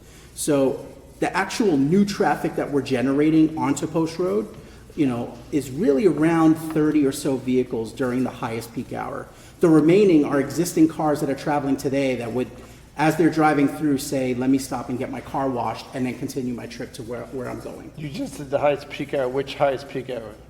The highest peak hour is a Saturday midday. Okay. So Saturday midday, your addition for proposed drive-by is 31 cars, right? As you Yes. just said. And other car wash studies we've seen have seen trip credits of about 50%. So right now, Connecticut DOT allows 45%, and that's what we use as the trip credit. Did you survey car wash exit 35, which is the same exact facility as this thing? Exit It's in 35? Yeah, it's called exit 35 in Stratford. Not It's aware of water- that one. It's the same exact thing as this. I'm sure he knows about it. It's the same automated 8-lane, you go in, it's just like Chick-fil-A, it's the same thing this thing is, there's no people. No, we use the existing car washes that Cloud 10 has None of from those in Pennsylvania. Fairfield County. Yeah, Pennsylvania. No. I'm trying to match demographics. No, not within Fairfield County. I would look at that one. That's the only one that I know. It's got the same exact pumps, the same exact style, the same exact no people, the same exact everything. It's in Stratford, so exit 35 car wash. Check it out. I would take a look, but the Cloud 10 car wash data that they have, we literally looked at about 2 years worth of data and took the highest information from their existing site that's unique to their operations. This is the same thing. Because I think the ones you're talking about in Pennsylvania is in like Scranton, Pennsylvania, right? Yes, It's and not the main I don't line. want to speak for Cloud 10 here, but I don't know if you're aware of this site, and you might want to speak to that too. What I'm trying to do is get you into Connecticut and not in Pennsylvania. That's what I'm trying to get you to do. Okay. I've been there. It's drive-through. It's membership only. It's exit 35 car wash. I wash my car there. But go ahead, keep going. I'm trying to make sure I know where the information is coming from. Okay. So from a queuing and parking assessment perspective, this hasn't changed from last time. Based on what we had last time, we had roughly around 40 vehicles. So we have a little bit more in terms of storage for vehicles entering the site. So during our highest peak hour, we have 68 vehicles. So 2/3 of that can be accommodated. And that is more sufficient when you consider that Earlier was talked about one car every 3 minutes, but it's not just one car going in and then waiting for another car to come in. They are staggered. So the operating capacity of these car washes are variable, but they're well above the 68 vehicles that we're projecting going in there. So we believe we have ample queue storage here that we can pretty much store that demand coming in and not have it back up into Post Road. So we acknowledge that is a big concern, and we want to make sure that that does not happen. So with the movement of the driveway from where it was to now, how many cars did you add to the queuing? Is it 1 or 2 or 3? It's about 2. It's not a significant increase to overall capacity, only because we're adding, about 20 to 30 feet. And when we assume queuing space, we typically 20 feet is assumed for a standard vehicle length. So it's 1.5 vehicles, so say maybe 2. I was hoping you could say it was 4, but that's okay. And that's the driveway there is single loaded, right? It doesn't go double loaded for a little while? Yes, that is single loaded through the wash. So you have the No, three single loaded at the beginning of the queuing, off the Post Road. beginning of the queuing, and it opens up to the 3 payment lanes as you get to the kiosk, and then it channels back down to the 1 lane as you go through the tunnel. It's actually also two-way, right? Yeah, it's two-way there. Yes, and that's for vehicles exiting the wash. If vehicles do not want to go through use the vacuum-equipped services, they can exit directly without having to go through the vacuum-equipped areas. And then from an employee parking perspective, there's roughly 2 or 3 employees estimated to be on site at that time throughout the day. So 5 spaces are provided just in case there is an additional employee there. Okay. Did you observe out there and count the number of cars at peak hour, or are you using like modeling estimates? This was based on the payment data that they had from their Scranton Wilkes-Barre No, in terms of the trips and the number of cars actually on the Post Road. I'm sorry, in terms of, yeah, we did traffic counts for what's what has been on Post Road, yes. And when did you do the traffic counts? The traffic counts were done May of last year. May of last year, okay. Yes, May 2023.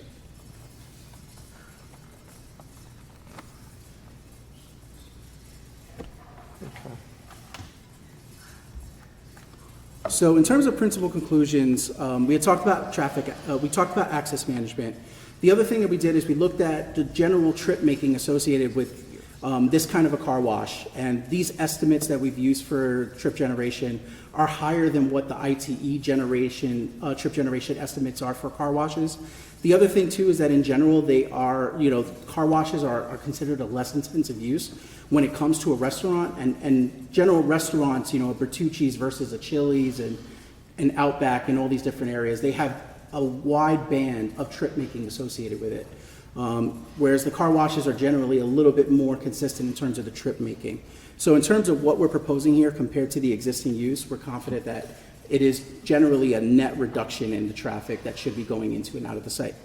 In terms of traffic operations, the traffic operations don't particularly change at each of the intersections. At West Norwalk Road, without the traffic signal, we're not improving the condition. It's already level of service F, and we're adding 1 or 2 vehicles exiting West Norwalk Road within a peak hour. So on Post Road, we're adding about 15 to 20 vehicles in each direction at West Norwalk Road within each peak hour. So in terms of traffic operations, the one thing to note with the results, because that was something that was flagged with the, by Hardesty and Hanover. When you look at traffic operations, the modeling software, the modeling software is not capable of analyzing roadways like Post Road, which have a significant amount of traffic traveling on Post Road itself.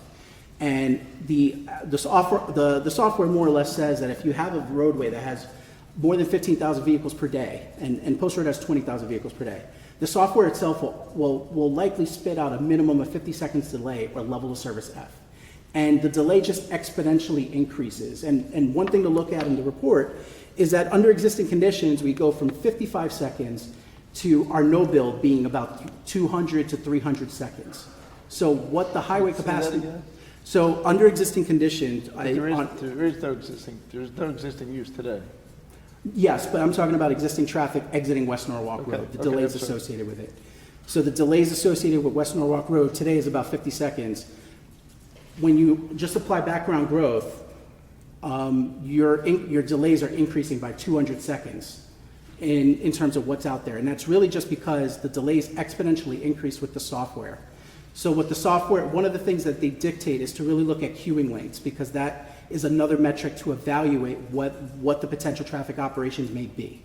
And when we look at the queuing changes, we're only adding 1 or 2 vehicles to, 95th percentile, what's considered to be, maximum queues during the peak hours, which is roughly about 20 to 30 feet, so 2 vehicle lengths. So from a queuing perspective, there isn't going to be a perceivable increase, because that, 1 to 2 vehicles of a maximum queue on a day-to-day basis, that's a normal variation in traffic that's entering and exiting certain intersections and such. So we don't think that's a perceivable impact in terms of what the traffic operations would be. The other thing to keep in mind too is, when you look at significantly affected or other types of, evaluating impacts, Connecticut DOT considers an intersection to be significantly affected if you're adding 100 or more vehicle trips to an intersection, or if you're adding more than 50 left turning movements to an intersection. We're well below that at each of those 5 intersections that we've evaluated, as well as at the site driveway. So we don't meet Connecticut DOT significantly affected criteria for adding newly generated traffic to intersections. And then Now, do you look at alternate uses at all? Alternate uses in terms of traffic flow? Yeah, because like you compared it to the prior restaurant. What about if you compare it to an alternate use other than a restaurant or a car wash? So, Like a car dealership. You put a mini car dealership there. so we didn't run multiple land uses scenarios because existing is existing, and no action would have to be for us if the applicant was reasonably going to build something else, if not this. So the only thing we can compare it to is a restaurant. There are a host of uses that will be above us and a host of uses that will generate no traffic. Our point of reference was technically, without changing anything on the site, it could be rehabited as a restaurant. So that was the only point of comparison, to say this is the worst case scenario in our mind from a traffic perspective, is that this site gets reopened with whatever can go in without anybody getting to consolidate the access management or having a say in that, and then compare that to us. So yes, certainly there's things that will be less than us. The restaurant, the use is done. So for the restaurant, the reopen would have to come back again for a special permit anyway. Okay, so there's nothing technically, There's no use today. no use pre-approved for the site today? Correct. Okay, so we were really just picking it as a site of reference then, but because that's what's there and that's what was operating today, and also to at least be able to say, it's not like Bertucci's closed in 1997.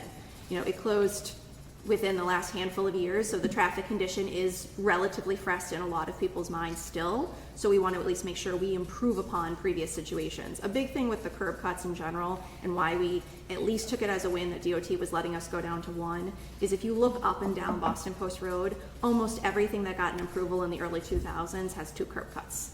Almost all of them with no access limitations whatsoever. And what that's created, now that we're doing complete streets and all these other safety improvements, is curb cut break, everything's off aligned, everything's uncentered. We have some sites like a shopping center that can get a traffic light. We have a bunch of other things that once we change the zoning, they can't get a traffic light. We create this level of inconsistency in traffic engineering that we're trying to fix. So we don't want to create more problems. We don't want to align with West Norwalk Road and have so many conflicting movements, but we also have to go somewhere. The site has to exit to some fashion. And we felt Chipotle being what it is and the bank being what it currently is, with the ability that if they go and want to do something else, at least they'll have to come before you as well, that's a safer location at this point in time. The only other thing I wanted to note regarding the level of service and the software, and I jump in, I have a hard time sitting on my hands because I specialize in this software. I've made a career with it. I don't know if we've ever seen an application that goes from an F to an F. Yeah, it's one of these things where, so with HCM is the highway capacity manual, and it's what, even though we use softwares, there are a couple different softwares. Almost everyone uses Synchro, but there's a couple different softwares. What that basically says is once you get very close to volume equals capacity, very, very close to it, the program's like, I got too much traffic. And so when you look at the highway capacity manual, it basically says when you get really close to volume equals capacity, we just call it level of service F, because the volume and the capacity are equivalent to one another. What Chris was trying to explain too is that it's not that the software can't analyze, for instance, Boston Post Road, but what it's doing is it says Boston Post Road has a lot of traffic, and that's a side street, and there's a lot of traffic it's trying to merge with. We're just gonna start with the assumption that that side street is extremely hard to get out of. Now, in fairness, we've observed the side street. We're not saying, oh, the program's wrong because it's level of service F, but we've been out there. It's very easy to get off West Norwalk Road. That's not how we feel. It's more to the matter of, because the program knows it's already at its capacity, if you try to push the program and say, like, we did a test, right? We took the current level of service and we added 2 cars from no build to proposed. We still had the level of service F, that delay, exponentially increase. You can't tell me that if 2 more cars drive in front of your driveway, you're gonna be like, wow, I can hear so much more traffic noise. Like, 2 cars isn't gonna actually cause that, and so we more just, the program will do it too. It'll kind of create like a little asterisk next to it, and it will say volume exceeds capacity. And that's all we were trying to define, and that's why we have our metrics for defining impacts and significant impacts. We can look at queues, we double check those to make sure that we're not adding 15 cars of length of queue. But the other thing we look at is, how much are we contributing to this? How much is our traffic going up? Is it 2 cars, or are we, because again, if 2 cars or 45 cars is gonna make the difference, we would probably have a problem with 45 cars, but we probably don't have a problem with 2 cars, so where are we? So we can give you that number. And that's what we're trying to look at. And where we came up with is, most other, like for instance, bordering Norwalk, once you are at 10, you're adding 10% of traffic. Chris mentioned Connecticut DOT says 100 cars at an intersection. Norwalk says if you're adding 10% or more to the existing volume, and you have this level of service impact, that's when you rise to the level of impact. We are, in the Saturday peak hour, 1% increase in traffic. And in all other peak hours, we're less than a percentage increase in traffic. So everyone here knows what's going on in that neck of the woods with Chick-fil-A and Costco and Target and all that. How does that factor in, and how did you figure that in? Because the biggest complaint that we get is there's too much traffic on the post road, stop improving stuff. Yep. So those are in our no build, which is why with what Chris said, our existing. Your no build what? So our no build analysis. So we have an existing analysis of what's there today, a no build analysis of, again, Costco's approved, Wegmans approved, Chick-fil-A's approved.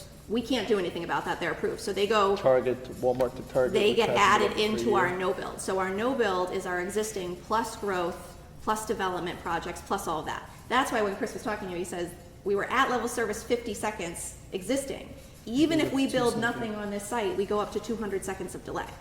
We are only going to increase that by less than 1%. And there are some land uses that will generate far more than that, some that will generate less. But the point being, you will experience more traffic from Chick-fil-A being half a mile down the road at this intersection than you will this site being at this intersection. Because either one of them is creating the same level of service issue. What we need to do is be as safety focused as we can be in developing any site going forward. We need to minimize as many curb cuts as possible so people don't have to overthink. It's already a congested road. I don't need to look for cars turning out in every which capacity. So why do you want to spend $500,000 more to put in the traffic light if it works this way? Because the traffic light is, I'm sure they'll say to it, is better for business, and it's also a preferred option to control traffic at an existing troubled intersection. We wanted to fix an existing condition because it's both good for business and it's an existing problem. And basically they'll tell you too, when we decided to be the traffic consultants for this site, one of the first things we consulted with them and said, we would really like to put a traffic signal here. It would be a big improvement. And we're not gonna lie to you, that would be a big improvement. And that's a big reason that they're agreeing that at the end of our DOT meeting, we pushed them so hard that they basically said, if we're wrong, we'll pay for the light and we'll put it in. DOT said that. And the only thing they can do. Are you moving the entrance then? Exactly. The only thing we can do is say before you that if at any point they put that traffic signal in, we will realign the driveway. And we've been on both sides. We understand that we're biased in this situation, but we were talking on our conference call too. There's very few developers, once they have your approvals, they don't want to change their site again. They don't want to do something else. Like, the fact that they're willing to align and have to change their construction for the traffic signal, for us, is a huge win in who's in front of you making this application, because I don't think you'll get a lot of people that say, sure, we'll reconstruct the inside of our site if DOT ever puts a traffic signal there. And it's largely because they're taking the position that we all do kind of believe. I don't want to fault DOT in their judgment call. There were 4 engineers that agreed that a traffic signal should be there. 2 decided against it, and here we are. But we do feel that they are likely incorrect, and that if this site operates long enough and Wegmans comes in, because it's not there yet, and Costco comes in, that they will see the need. Unfortunately, even though we had letters of support from public officials, I think they just largely saw a developer behind this, and it made it We know 800 challenging. Connecticut, it's 46% occupied. Can we make a condition of approval? Because, I mean, 800 Connecticut's a big traffic generator. That's the traffic right there. I think that building's empty. No, there's nobody in there on Fridays. And there's nobody in there on Saturdays. Yeah, and we're involved in Norwalk with WestCog is working on a traffic study that goes from West Norwalk Road all the way up to Van Buren along the entire stretch of Route 1. They just collected all the traffic counts WestCog did, and they're reanalyzing the entire corridor.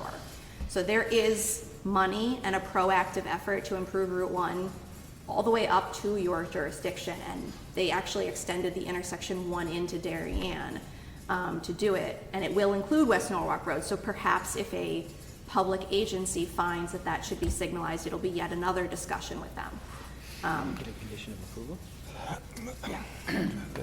No? Well, we gotta figure that out. Okay, I wanted to let everyone else ask some questions, because I know we got people chomping at the bit. Let's start at this end for now. You wanna go first, Mike, or you? Yeah, I mean, my only question was right in, right out.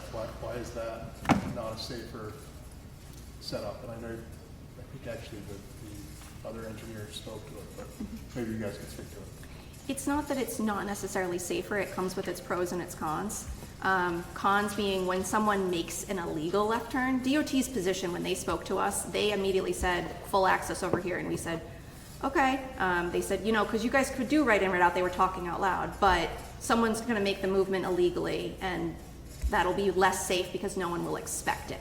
So again, that's their opinion. Right in, right out is used in a lot of places. It is also a safe alternative. We did that for Trader Joe's. Right, There's no left turn out of Trader Joe's. right, In theory. exactly. There's a huge sign right in front of your nose that Yeah. says you can't do it. I mean, Yeah, yeah. The big piece with that theory. is, it's the 3 E's, the engineering, the enforcement, and the education. We can put the sign there, and we can tell people not to do it. The enforcement has to go with it to make people not do it, because ultimately, people will do what benefits them, especially in this particular location. It is a really bad location to try to make a U-turn. And then even if our left turn out of our site comes with a level of, you having to wait and pay attention, and that's a less safe maneuver than a right, clearly. I'm not gonna say that that's not a less safe maneuver. Someone's then U-turning at the traffic light. So maybe it's not associated with our development, but we have U-turns in the middle of a large traffic signal intersection. So to be completely honest, again, for the actual driveway itself, right turn in, right turn out is not less safe, not necessarily a problem. The issue we more have is that a lot of places you put them, you hope that, okay, people can go down and there's a reasonable detour route somewhere else. That doesn't really exist here. We don't want people detouring onto local streets, and we don't want people making U-turns in signalized intersections of Boston Post Road. And that is my estimation as to why so many full access curb cuts still exist along Boston Post Road, is because it's the lesser evil. George? Further to that point, the left turn takes you onto that stretch of highway where the lines on the highway become solid and require you to either get on 95 or further scoot over to the right, which just strikes me as an additional hazard to the ordinary traffic that is flowing westbound there. Without the traffic signal, I can't imagine why the state didn't think that that was a good idea, but then they're the ones who created this wacky 2-lane system. But, so I think I heard among what you were saying was that there will be some times when there will be 10 to 15 cars coming out of the site in an hour, an additional 10 or 15 cars In front of West Norwalk Road. in front of, okay. Yeah. But then, so there, some of them, I suspect a fair number of them are going to be making the choice to make that left-hand turn, right? And there's nothing apparently we can do about that. You're talking about the intersection to the west to get onto 95. Yes. Yes. I'm talking about coming out of the car wash site. Yep. Making the left. Making the left and then yeah. going down and having So to get on there will that be that interchange. additional traffic for sure. Yes. And adding to that problem. It seems to me. Yeah. Okay, but Yeah. nothing we can do about it. The main thing we can say, and Steve can speak to this too, is to because one of their comments was questioning why we had changed the pass-by percentage rates. Hopefully that maneuver, we don't go as far as to project exactly where people originate and destinate to, but with pass-by, and that's what car washes are, you're driving home, oh, I'm gonna pick up gas, or I'm gonna get my car washed. With our location, the right in, right out is the easier movement, and pass-by trip is supposed to be a trip of convenience. So to get off the highway or to be needing to get on that highway and decide to make a difficult left turn into our site, because it's clearly more difficult than a right, that we can say, and then make another difficult left turn out of our site to then get on that highway, it's probably not, I don't want to say definitively because we don't do that level of estimation, but on the concept that we are a pass-by kind of use, it's not likely that someone went through that level of hassle, particularly when there is another car wash on the opposite side of the street that you could make a right in, right out of if you chose to use it, which is why we changed our pass-by percentages accordingly, because it's supposed to be a trip of convenience. Yeah, and yet, given the capacity that they are building for here, and 68 cars at peak time, a lot of that has to be, their plan has to be that that's coming from 95. That's going to come off and then go back on. And that's less a pass-by, and that's highlighting the left-hand turn out. Even our 68 trips is less than 10% of Boston Post Road's traffic. I don't actually really think they need to draw on 95 to get that level of visitorship because of Boston Post Road. It's likely why they're considering Boston Post Road. But I don't want to, I don't want to speak for you, but I don't think that we're expecting everyone to divert off of 95. This is not a destination to come. Yeah. You don't get off the 95. Okay, thanks. Adam. I have a few questions. Sorry. In the pass-by trips, do you factor in which direction on the post road they're passing by? So do you think the majority of your pass-by trips are heading east to go to Costco? Or do you think the majority of your pass-by trips are heading west, coming from Costco? We chose to make the assignment pattern, and that's what Steve and Hardesty and Hanover is reviewing. We assert that people will be heading toward Norwalk and making the right turn into the site and then the right turn back out of the site, because it is a trip of convenience. And if it causes me, if I was planning to get to my kid's school or somewhere else and I want to get my car washed really quick, if I add too much time in the waiting to get in and out of a driveway, then I'm going to be late, I'm going to just continue on my way. If you were to do the analysis the other way, does it change anything? Because my hunch is that most people who are going to use this car wash are going to go to Costco first and then come back and then make a left in and a left out into Darien. I have to be honest, they might do that the first time and then they're immediately going to be like, this is a pain in the butt, and they're going to think about doing it in the other direction because it might be easier to turn out If you did the analysis the other way, what would it look like? If you do the analysis the way, our site can contain our queue and all of our 68 cars without an issue. Yes, it will start looking congested, but that happening in a different fashion does not affect like a pile up on Boston Post Road. Right. What it will do is make it take longer, and it's not going to be that difficult to turn into our site. You only have to look at two adjacent traffics. It's getting back out. Yeah, so my next question is, in the site itself, what percentage of cars do you think, or do you estimate go and do the self-service vacuum stations, and which just exit? Because my hunch is that most cars are going to go left. So if you don't vacuum, you'll go right to the exit. You'll be in the left. You'll kind of make a left to get into your exit, and then you'll make a left onto the post road. But if you do use the vacuum, you're going to almost have to cross a lane of traffic in your own parking lot to make that left. So you're going to get like a cross intersection right at your exit where you have one guy coming from the west leaving your parking lot who didn't vacuum their car trying to make a right, and then you've got somebody who vacuumed their car trying to make a left, and that it's in and of itself is going to create a mini traffic congestion inside your parking lot, because that left-hand turn is going to be difficult, and you've only got, you said you only have room for about 2 cars? Before our internal intersection. Right. Yeah, so So what percentage goes which way in your parking lot? I can't speak to that, it is distributed. 25 to 35% use the vax. So So in the your- majority in your- will not. In your max 60 cars, you're talking 15 are going to use it. And so how far, Why do we have so many so many vacuums if only 25% are using them? yeah, do you have enough room for 15 cars to queue on the right side million vacuums. to head left out of yours? So imagine those 15, so On the imagine right you're at side. your peak, 60 cars, right? You said in your queuing the whole parking lot. If you've got, I think you said one every 3 minutes or 4 minutes, give or take, go They through. can service one every 3 Yeah. minutes, not we project a car coming to Right, the right, site, go yeah. through the machine. So what's the maximum number that can queue on the eastbound after the vacuum that are gonna try and cross over to make a left out of your parking lot? What's the maximum number that can queue? I mean, technically, they can queue all the way through where the cars are vacuuming. The best thing about where this site is located and how it works is all they do is hurt their own operations if their queue spills back, leaving the site. Getting into our site won't be a problem. We can queue 2/3 of what we expect in our worst peak hour. Getting out of our site, if we queue too many cars that can't make that left out of that intersection, which at a certain point, even if you want to make a left, if you can't, you're going to suck it up and make the right because you're not going to sit there for 10 minutes. That's not going to happen. Someone's eventually going to turn out. But even if they don't, what they're going to do is, if you look at it, they're backing up their own car wash where they can't start processing cars anymore until the people leave. And the same goes for the vacuum side. With only 10 to 15%, they could queue all 15 of those back, and it just might be that when you leave the tunnel, you see a large queue in the other direction. You say, okay, never mind, I'm not going to go to the vacuums, I'm going to leave this way.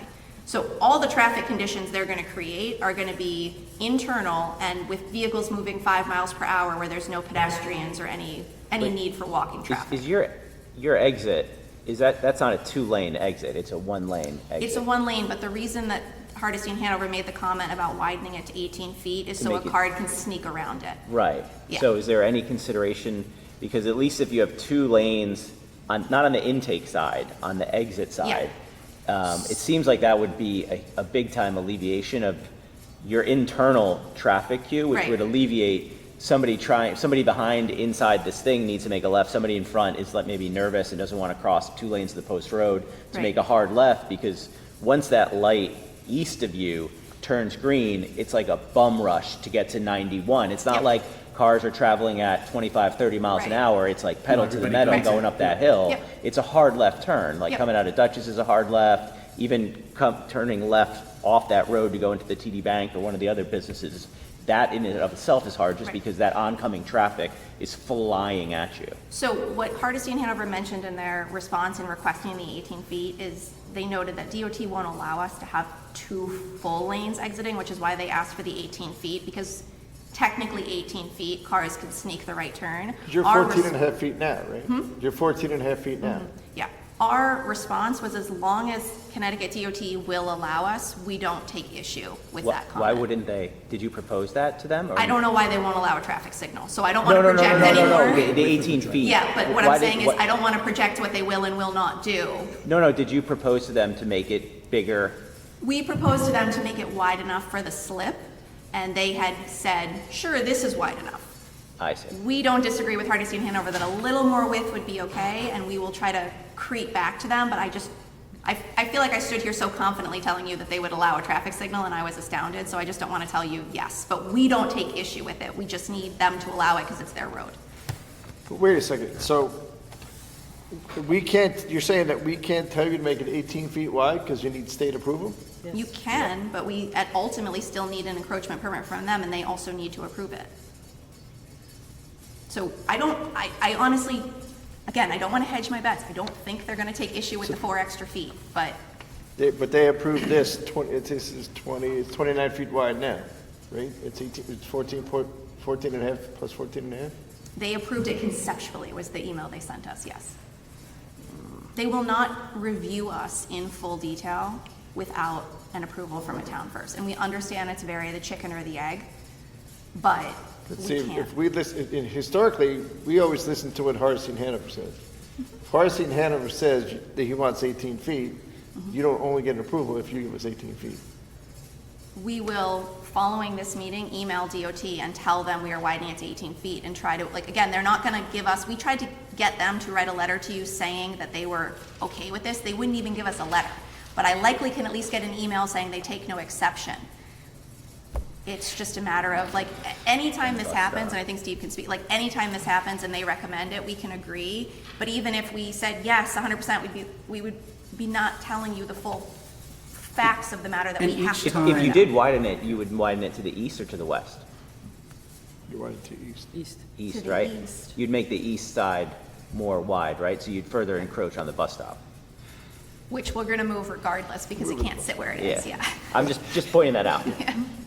Because in your scenario, I'm coming out, I'm getting my car washed first, then I'm going to Costco. Yeah. Right, so I'm gonna take a button, I'm gonna vacuum it with my dog in the back and my kid in the back, and then go to Costco. Right, and then take the kid out of the car. It's coming home. I'm just thinking the state might well say no because they know exactly why we want to do it, to make it wider, because cars will slip by, and that's not something they're going to encourage. Right? I think we could try to make sure that it's more, that it is more accessible to larger vehicles and that it creates a larger radius, which then makes the exit 18 feet.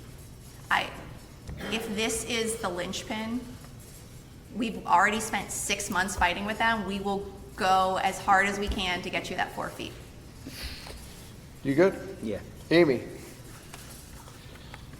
Yeah, most of my questions have been answered already exhaustively about the concerns about the stack up, and you've explained it with the software, the incremental, and exploring if you added 2 cars, the software would still break and provide the same. I get it conceptually, and common sense makes a lot of sense, what you just described, so thank you for that. Yeah, absolutely. Jamie? I had many of the same questions that Adam has asked, and I'd just be interested in hearing from our peer review. He's gonna be up Do we want to just continue? 2 hours, there. We got it, well, we should gotta close out this point, because it's so hard to see him, because if he's gonna Yeah. give them instructions to go back to Yeah. the drawing board, he's gonna give us instructions to go back to the drawing. You guys good for now, Jay? Do you want to hear from Steve before we Hardesty Henry, yeah, oh, yeah. wrap up this Yeah, evening? but that's my you know, job to ask him to talk. Yeah, if- I'm asking about your guys. I probably have a couple of comments to wrap up, but I'm happy to let Steve talk, and then I'm sure we'll do a Greg Del Rio, also known as Steve. Well, that's my name, Steve. That's all right. Good evening. For the record, Steve Cipolla, Senior Traffic Engineer with Hardesty in Hanover. I'm a licensed professional engineer in the state of Connecticut. I'm here tonight filling in for Greg Del Rio. Welcome. Thank you. So we reviewed the traffic impact study provided by AKRF dated April 9th, 2024, as well as their responses provided dated July 10th, 2024. Based on our review of the initial traffic study, we did not find any issues generally with their traffic volumes and analyses. As you could see on page 2 of our review memo, we provided for the commission a comparison to the previous restaurant land use and the proposed car wash in more detail to help you better understand what is going to be new traffic to Boston Post Road. And generally speaking, during the morning and afternoon peak hours, the new traffic to Boston Post Road by the proposed car wash will be less than a restaurant similar to the former Bertucci's. And then on Saturday, it's generally in the same range. It was a difference of about 8 additional vehicles. Can I stop you there really quick? Just Sure. on, in terms of timing, right, Yes, weekday mornings, yes. right, everybody knows that a dinner restaurant's closed. Correct. You And said that it opened, even though it's been closed at 11 o'clock. So what's weekday mornings on this chart? 9 o'clock, 10 o'clock, 11 o'clock, 10 o'clock? No, the weekday morning would be your typical commuter peak, 7 to 9, and that's why I noted below that the previous Bertucci's restaurant would be closed during the morning, so that would be all new traffic by the car wash. However, if a similar restaurant could be, put in the place of Bertucci's, it is possible that that they could serve breakfast, maybe like a diner or a similar type of use might also serve breakfast. So that's why we provided that as a comparison, but also footnoted that the former use was closed during the morning. So technically, comparing, it to the former use, it would be all new traffic during the morning. Okay, so on that one chart, the existing restaurant, the total end trips was 102 between 7 a.m. and 9 a.m., is that right? Correct, based on ITE. Based on ITE? Yes. And that's for, it's any kind of restaurant, it's a hypothetical. It's for a high turnover sit-down restaurant, which would also include like a diner. Okay. Land use. Then let's go to the next one, weekday afternoon peak. Yes. What time is that? That would be your commuter peak, your 4 to 6 in the afternoon. 4 to 6 in the afternoon. Yeah. Right, and so that's before dinner time of a restaurant. At the beginning, possibly at the beginning of dinner service. Early bird specials at 4 o'clock. Yeah. My grandmother went to. 5 o'clock, I'm still at the office. 6 o'clock, I'm still at the office. Yeah, if you go into. So then we're gonna get to Saturday morning. Okay. And then Saturday is a midday. It's like typically 11 to 2 o'clock. All right, so we're kind of in agreement that it goes down weekday mornings from 7 to 9 a.m. We're kind of in agreement that it goes down on weekday afternoons, which is after lunch and before dinner, and before happy hour, right? Because I'm looking at -10 on weekday afternoons, -30 on weekday mornings, right? So let's focus on Saturday. Saturday, it goes up by 53. Yes, the 53 is the total trips, which would be the traffic entering and exiting the driveway. As mentioned by AKRF, Connecticut DOT allows for a 45% pass-by credit. So the total trips is 136, right? Am I reading this right? And what time is the Saturday morning peak? The Saturday morning peak, let me just see, I'll give you the exact time, but typically it would be in a range of 11 to 1, but let me just double check. when the actual date was in the morning.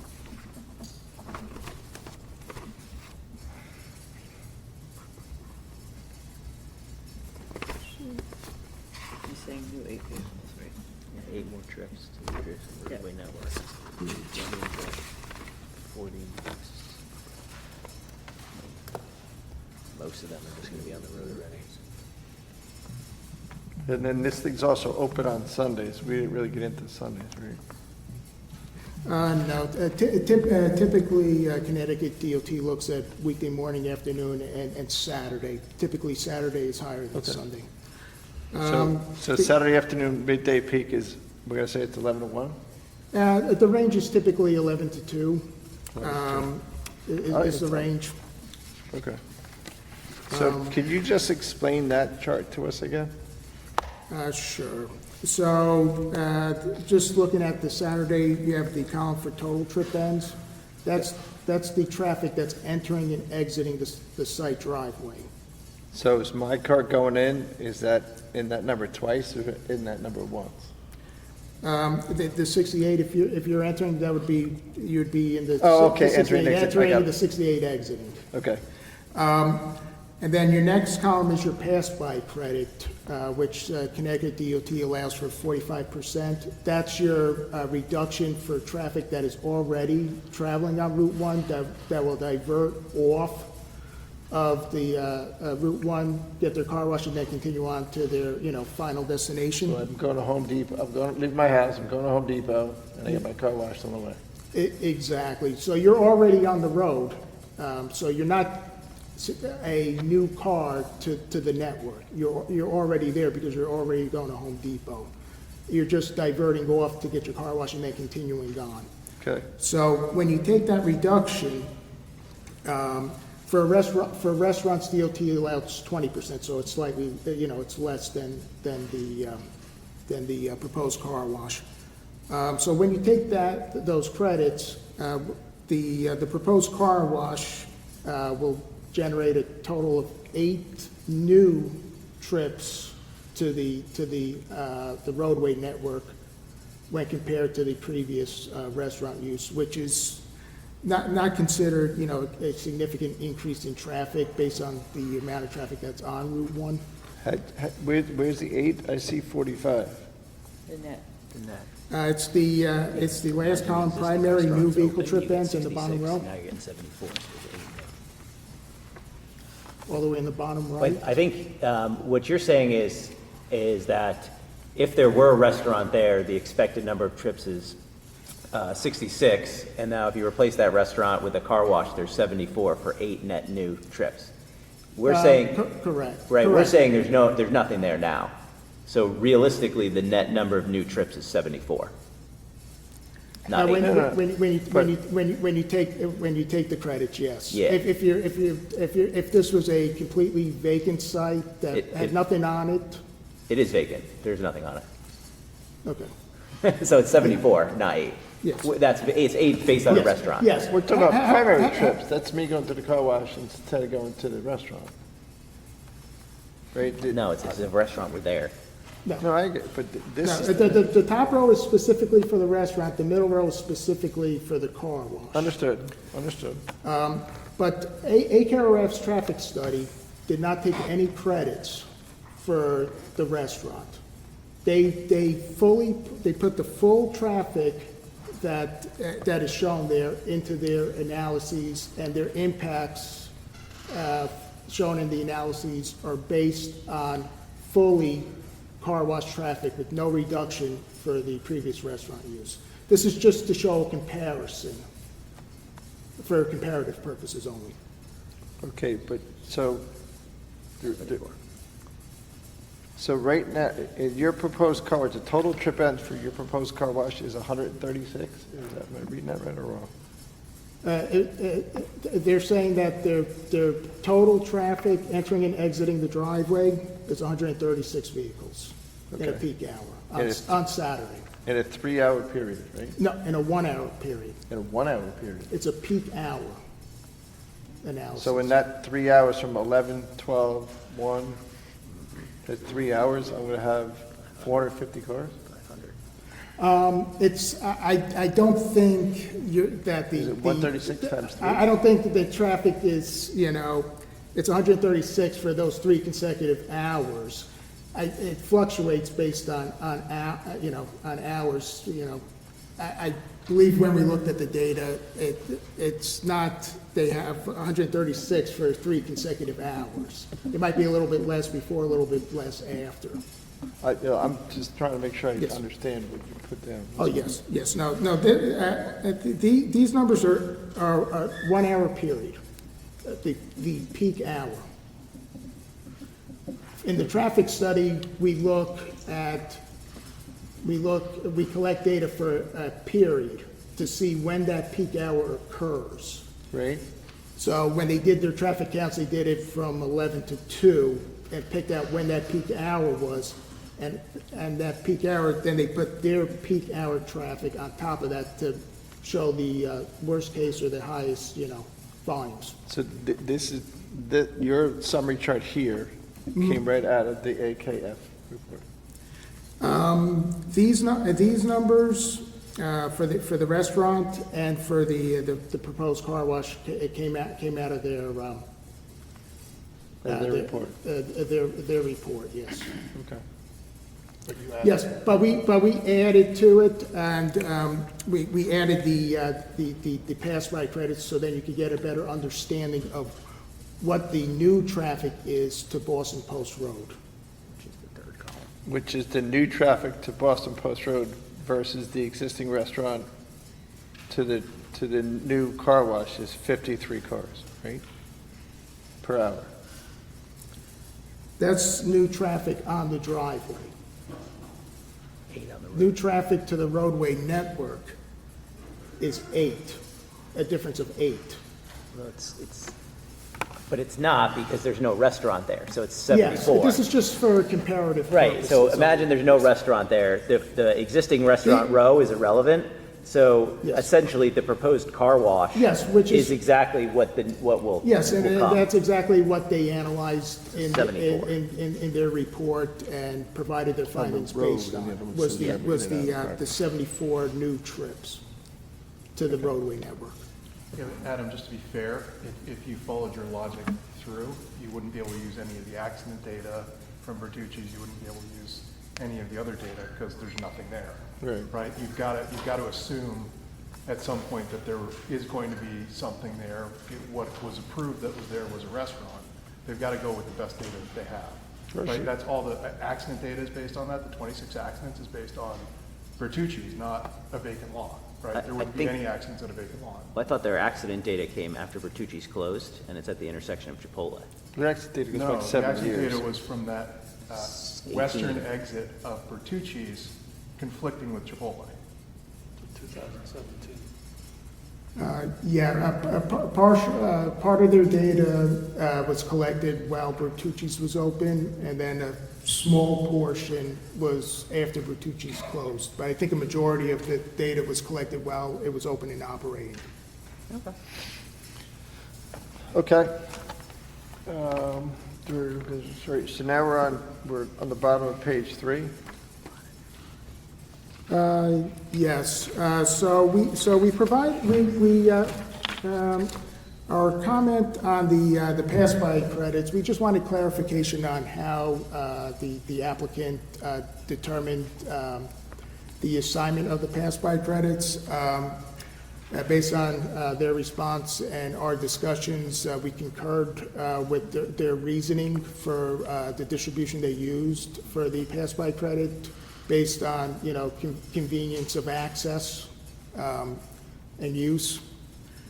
So their response provided in their July 10th letter, I think, was sufficient and helped us to better understand the reasoning behind it. And we concur with what they used for that.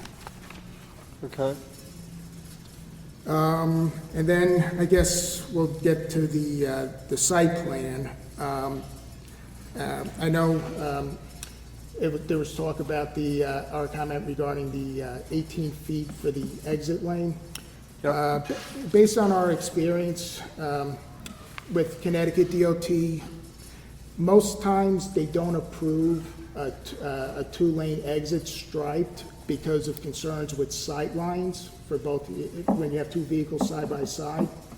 So they shy away and really never approve, but based on our experience with other developments we've put in front of them, they have accepted an 18-foot wide lane unstriped to allow for, in essence, 2 9-foot lanes.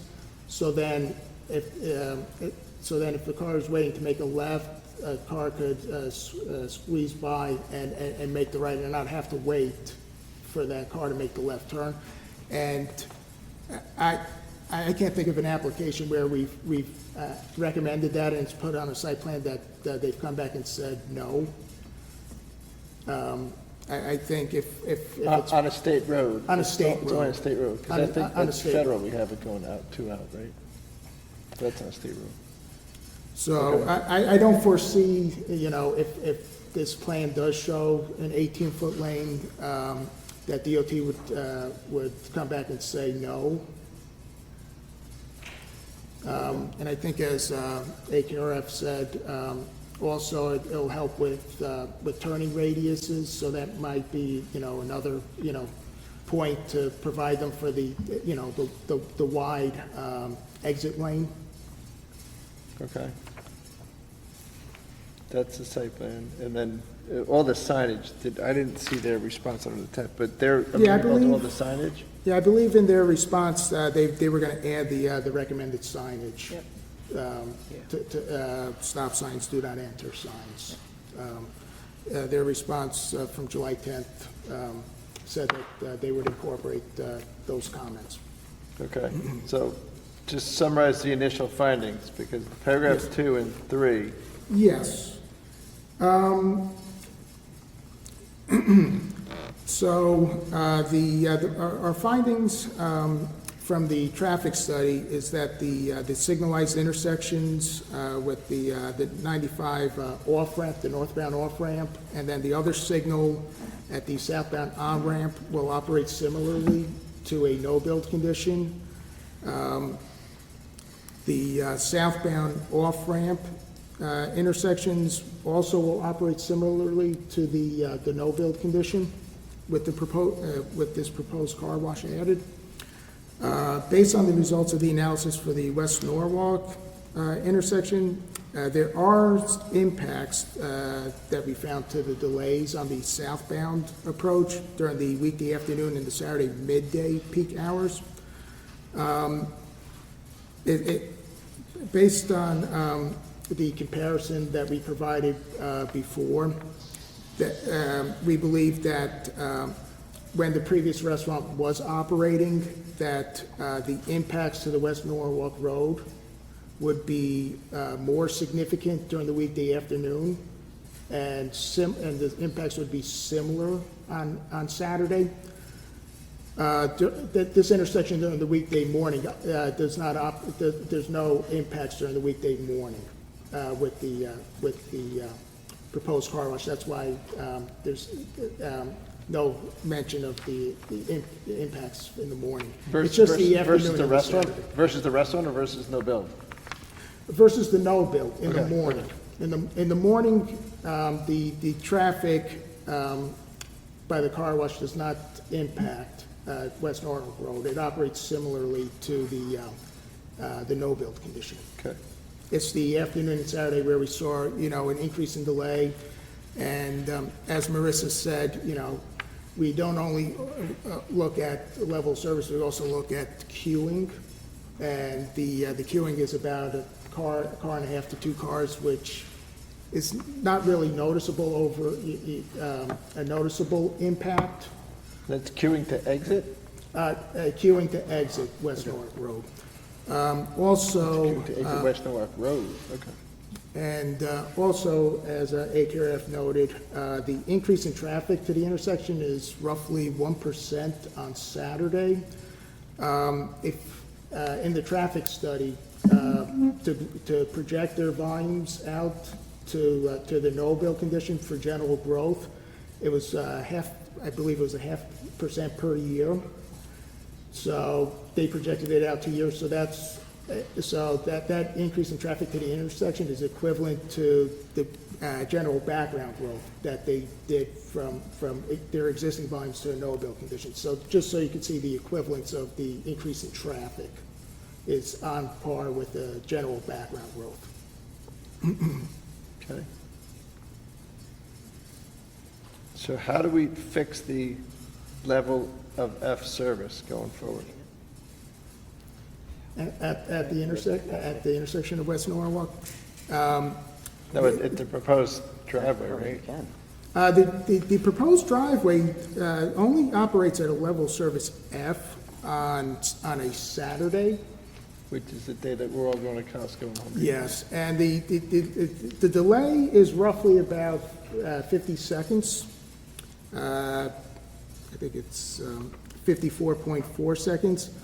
While it is a level of service F, a delay of 54.4 seconds is, we believe is a reasonable delay, especially when looking at other driveways along the post road. I'm sure there are many driveways that operate significantly worse than this driveway. And the analysis also shows that there's a two-vehicle queue on Saturday, which their on-site storage to that internal intersection is that two-vehicle. And then also, I believe,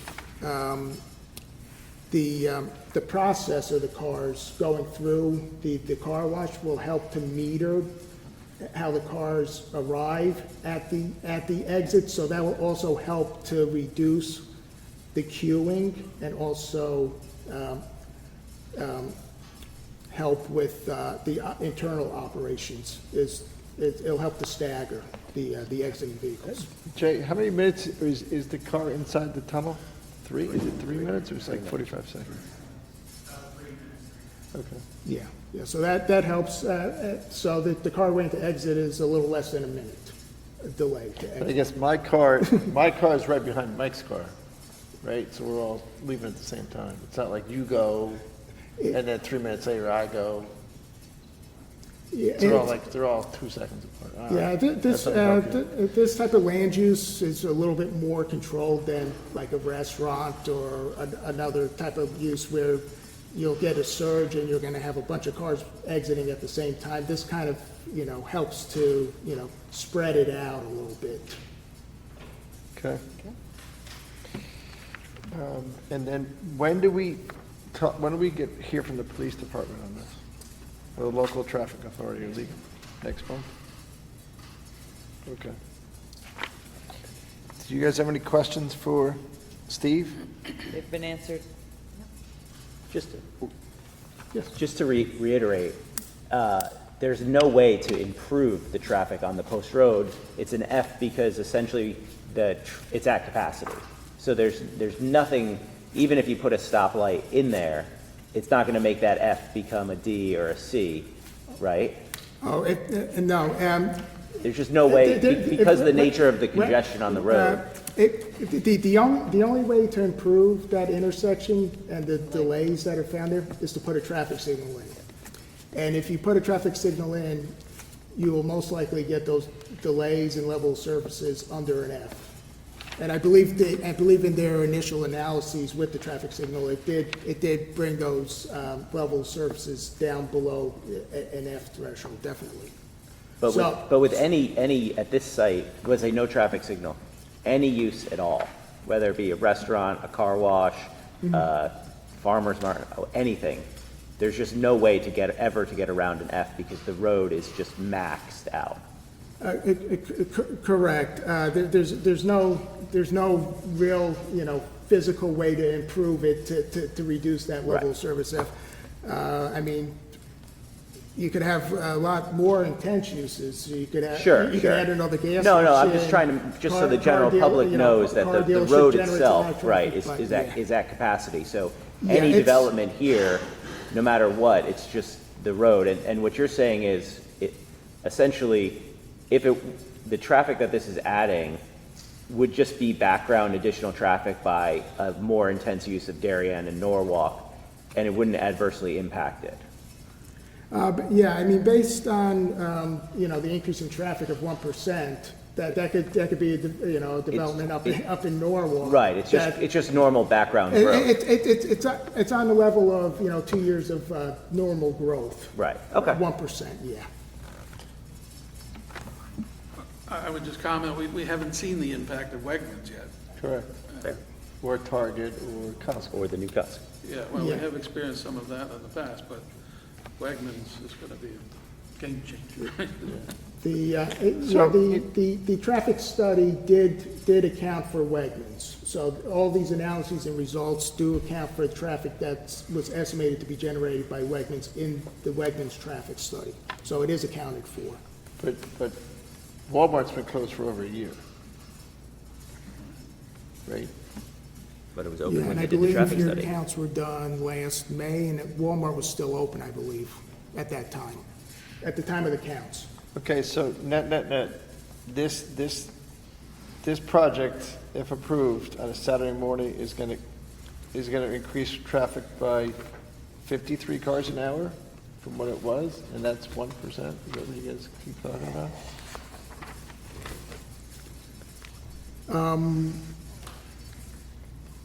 No, it's gonna increase the traffic to the west, to the roadway network. It's the 74.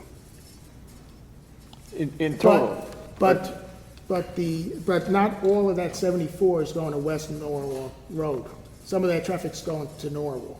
No, I get it. Yeah. I've lived in town 20 years. I've been on West Norwalk Road 3 times in my life. I don't go on West Norwalk Road. I don't. Now I got a friend that lives on that West Norwalk Road, but, you know, I don't go by that house anymore either. So I'm just trying to see how much more traffic that, if I'm at Trader Joe's, how far is it gonna be backed up until you get to Chick-fil-A?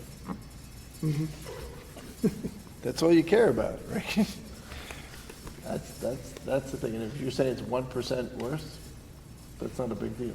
If you're saying it's 74 cars more or worse, that's a big deal per hour. 74 is 1%. That's how congested the road is. Right, and 74 cars and 1% is the same, then it's 1%. Is that what we're saying? No, we're saying 1% to specifically to the intersection of West Norwalk Road. Oh. That 70, not all of that 74 is going to that West Norwalk Road intersection. Some of that traffic is going to the east and won't even be going through that intersection. Okay. Yeah. We good? You could, it's, well, I think we're done. Go right ahead if you want. Public way to hear patiently, rather than letting the I'm sorry. Here flipping through our study looking for our numbers. Right, like, I think if there's, I'm sorry, I'm just gonna interrupt you real quick. I think if there's members of the public here that wanna speak, we should let them speak. 'Cause These guys are gonna come back anyway, right? Okay. It's been a long night already for everyone, Okay. so I'll leave it to. So you're coming back, and you're coming back next meeting. So we're gonna open it up to the public now. Thank you, Mike. And see if anyone that's waited all night long, like Lois. You have to come on if. Oh, right. Would anybody in the general public like to speak to anything we spoke about this application so far? You tried, dude. All right, continued. Let's go home. I guess just let the. No, let's continue. We got other stuff we gotta do. So what else do you have to present tonight? Because we've heard from your guys, we heard from our guys, we heard from Redness and Mead, we heard from Joe Canis, and we heard from Matt Powell. I think it would be, if Marissa could clarify that, the 1% issue, I think that would be helpful. And then we can run through, I think, the issues that we need to address to close Right, this because hearing. we're not closing this tonight. No, that's understood. That's understood. So Marissa, if you want to come back and just clarify that. They're gonna make you listen to me. What? They're gonna make you listen to me. Sorry, Mike. The 1% of traffic is, we took the West Norwalk Road intersection, all the cars eastbound at the intersection, all the cars westbound, and all the cars coming down West Norwalk Road. That's a total. Then we put how many cars we put in front of that intersection. So leaving our driveway, making a left turn, going in front of it, or coming from that direction, making a right turn into our site.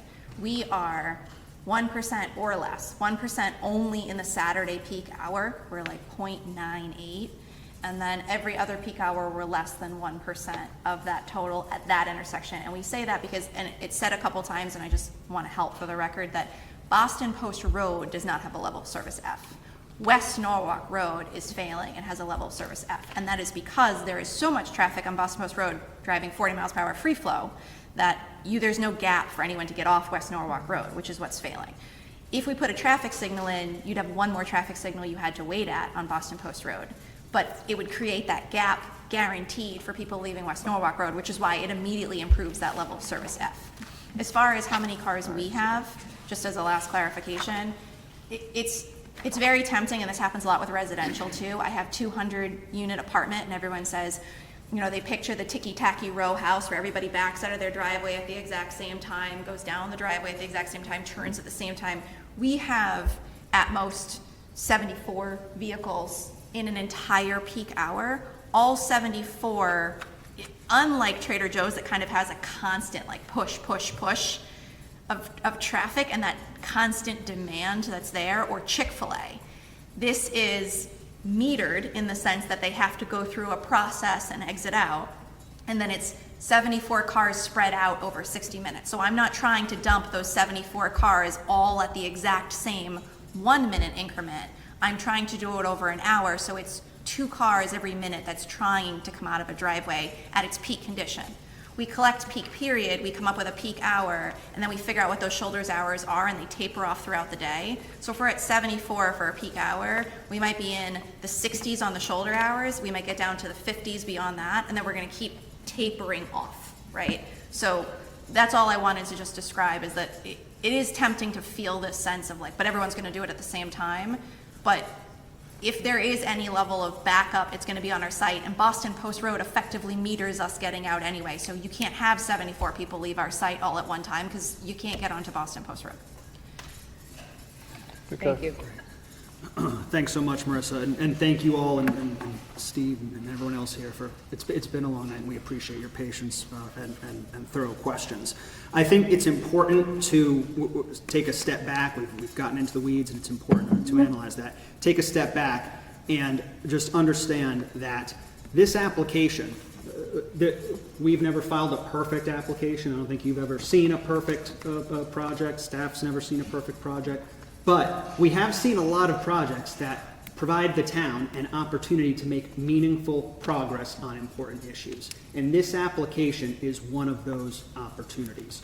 We fought hard for the traffic signal. It did not work out. But we were still able to deliver an application that represents meaningful progress on improving traffic conditions. We compare it to a restaurant because not only was that what was there before, but my client is getting phone calls with frequency about people who want to put a restaurant there in the future. And as I think it was Mr. Netter, Mr. Balagich and others, the property's not going to remain vacant. This property will be used for something. So the question is, are we going to take advantage of that opportunity and make progress on some important goals, or are we going to miss that opportunity? I think as Marissa and Chris outlined, and I think in listening to Steve's analysis describing that this use as one that is more controlled than many other uses can go here, I think that's really important when you're looking at the traffic question. I think the most important part of the traffic question too is that you've got a property owner who is willing to close down their site to relocate their curb cut if or when the DOT ever decides to agree with all the folks in this room and say, okay, we'll give you the traffic signal, or we'll approve the traffic signal. I don't know, you never say never. I have never seen an applicant bend over backwards the way these folks have to try and deliver the most that they can on this property. And I think the fact that they're willing to make that modification is important and is powerful. I think we also need to recognize that, if it's a chain restaurant or some other use, chances are they're not going to be 25-30% under the maximum impervious coverage. I've never seen a solar flower on an application before. Hopefully this is the first one. We were talking to some of our friends and neighbors at the Darien Land Trust earlier today about this project. They said, a rain garden, that's awesome. We wish more people would do rain gardens. How come we don't see more rain gardens? If you guys get approved and get this rain garden in there, maybe you can set a precedent for future applications moving forward. There are a lot of good things about this application, not to mention, the building design, which we think is going to be an Let's go important... into that stuff next time around. You're gonna have another bite at the apple. No, I understand, but I just want to, as we leave here this evening, understand that there's a lot that we're delivering here. There's a lot that other folks, I don't think we're going to see another application on this property that hits on the points that this application hits. So I understand the attention, a lot of great questions from you folks. I just ask that we keep that in mind and have that frame as we move into the next session, which Fred, or looking at Fred and Jeremy, what we think when we're September 10th, Tuesday, September 10th, 7 p.m. in room 206 here at Town Hall? Yes. Okay. And so what do they have to do? They have to, ARB is done, right? Sewer. Legal Police. Traffic Authority. Updated curb cut. You're gonna do a new site plan with a new curb cut? Yes. Landscaping plan, make sure that's uploaded with the final. Okay. Do you want to go over that with him later? Yeah, I want to see the new bus stop location. So other You side gotta of the get some road, kind of TD letter on the from other side of the somebody road on the about call the outs. There's a final letter coming after the Okay. Call outs on the north side of Post Road Right. for Some more TD Bank context there. driveways. Okay, so September 10th, we said? 7 PM and 2:06. Okay, fantastic. Thank you. Thanks, John. Thank you. I'm here All for right, you. and then all these guys are, we are gonna need Brenda to meet again, because you're gonna present the new site plan. I don't think we need. We can, yeah, we'll make, we'll everyone that figure needs that to be here will be here for, that's for damn sure. All right, that's cool. Yep. You good? Move on? All right, that's the end of the general meeting. Thank you, everybody. The public hearing for tonight, we're going to adjourn that one. The next thing we have on the agenda tonight is a general meeting, time permitting.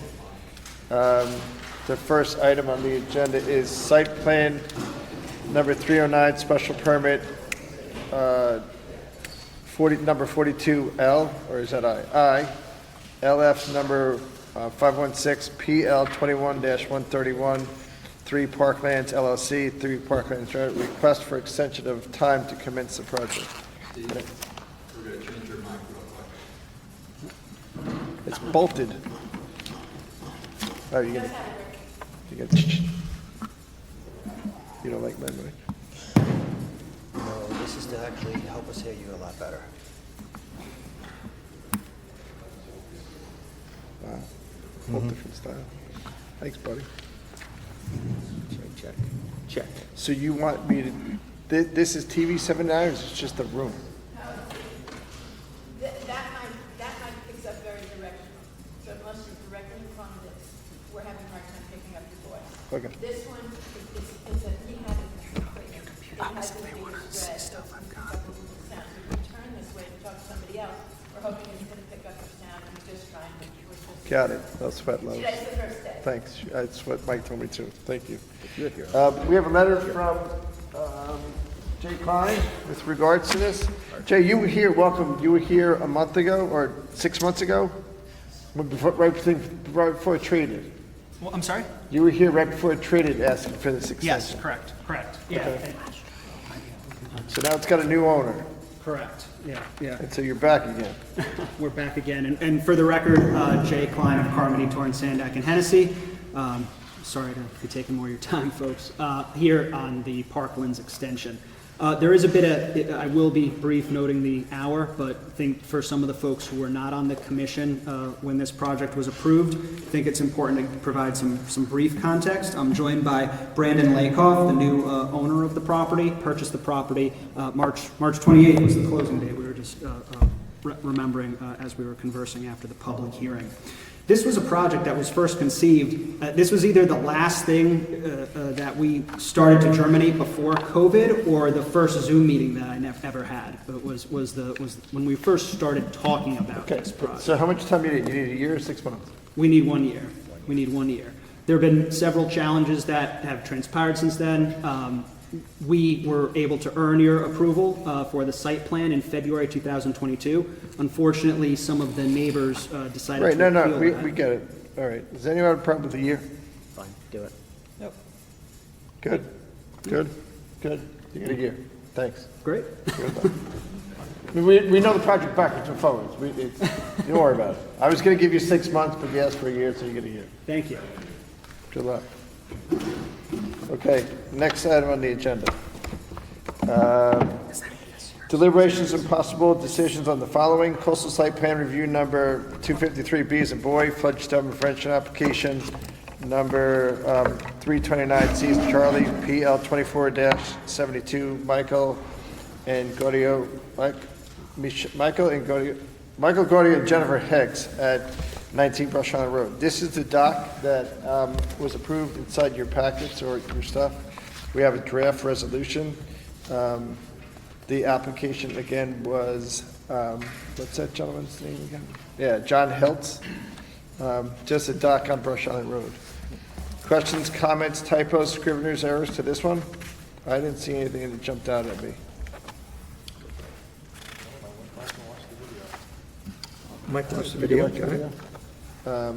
This was the dock that's going to be brought in on the barge. Correct, which is, be a nice guy. Yep. Okay. Can I get a motion to approve the draft resolution as submitted? George has made the motion. Looking for a second. Mike makes a second. All in favor?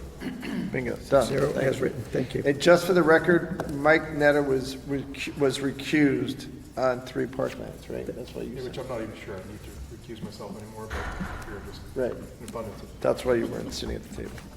So that, there wasn't really, there's not a vote on general things, but he got extended anyway. All right. Next item on the agenda, deliberations only for the following.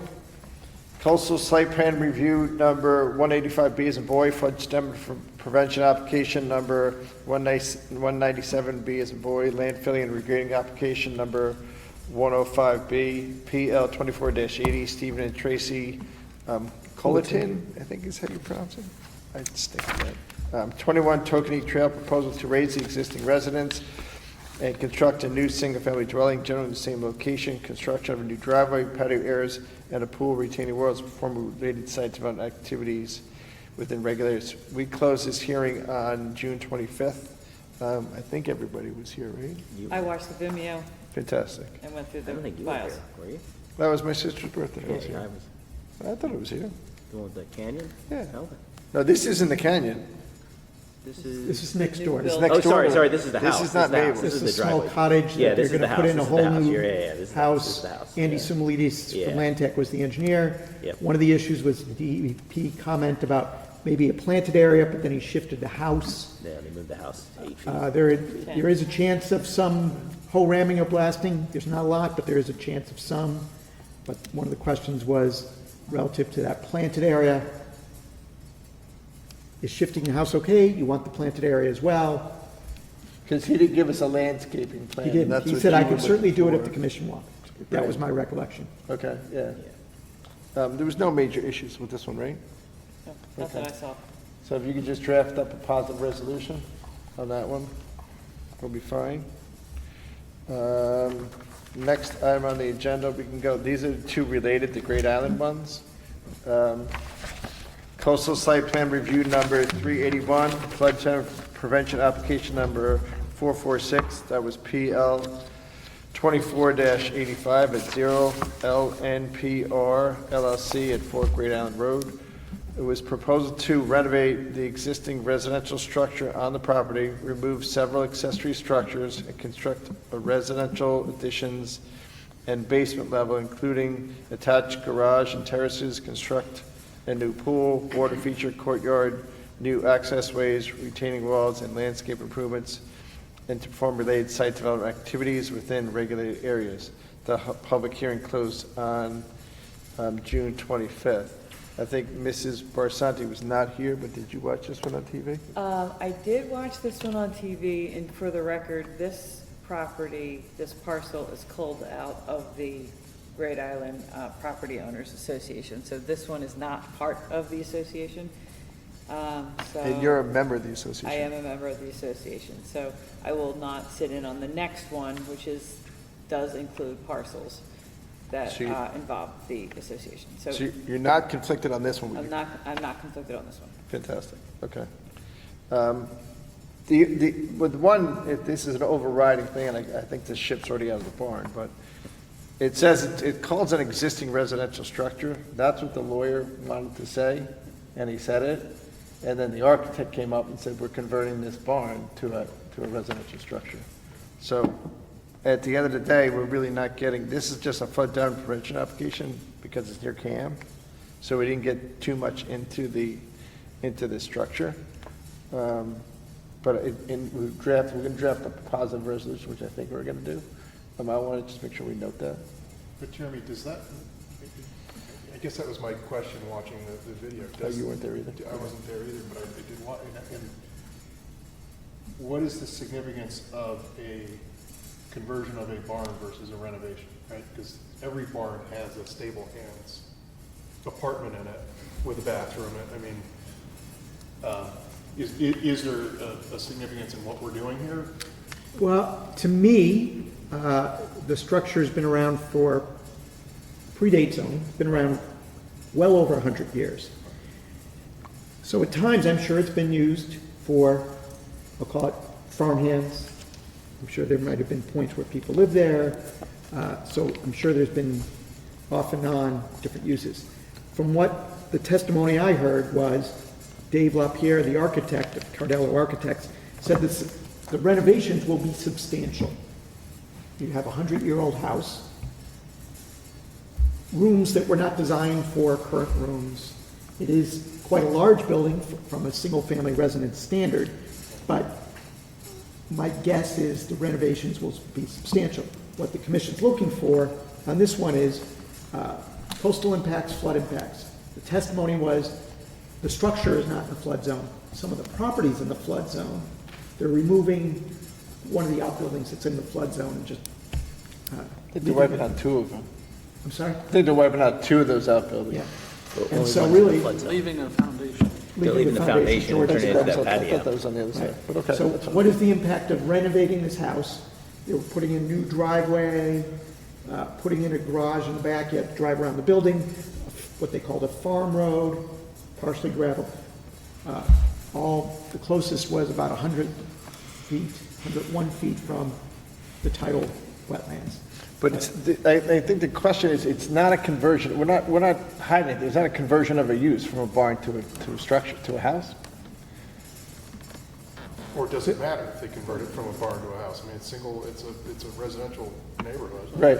So they can convert it, I guess, like, right? So Yeah, it's a single-family house in R1 zone. I think the only difference is what they have to bring up to code and all, but that's not our.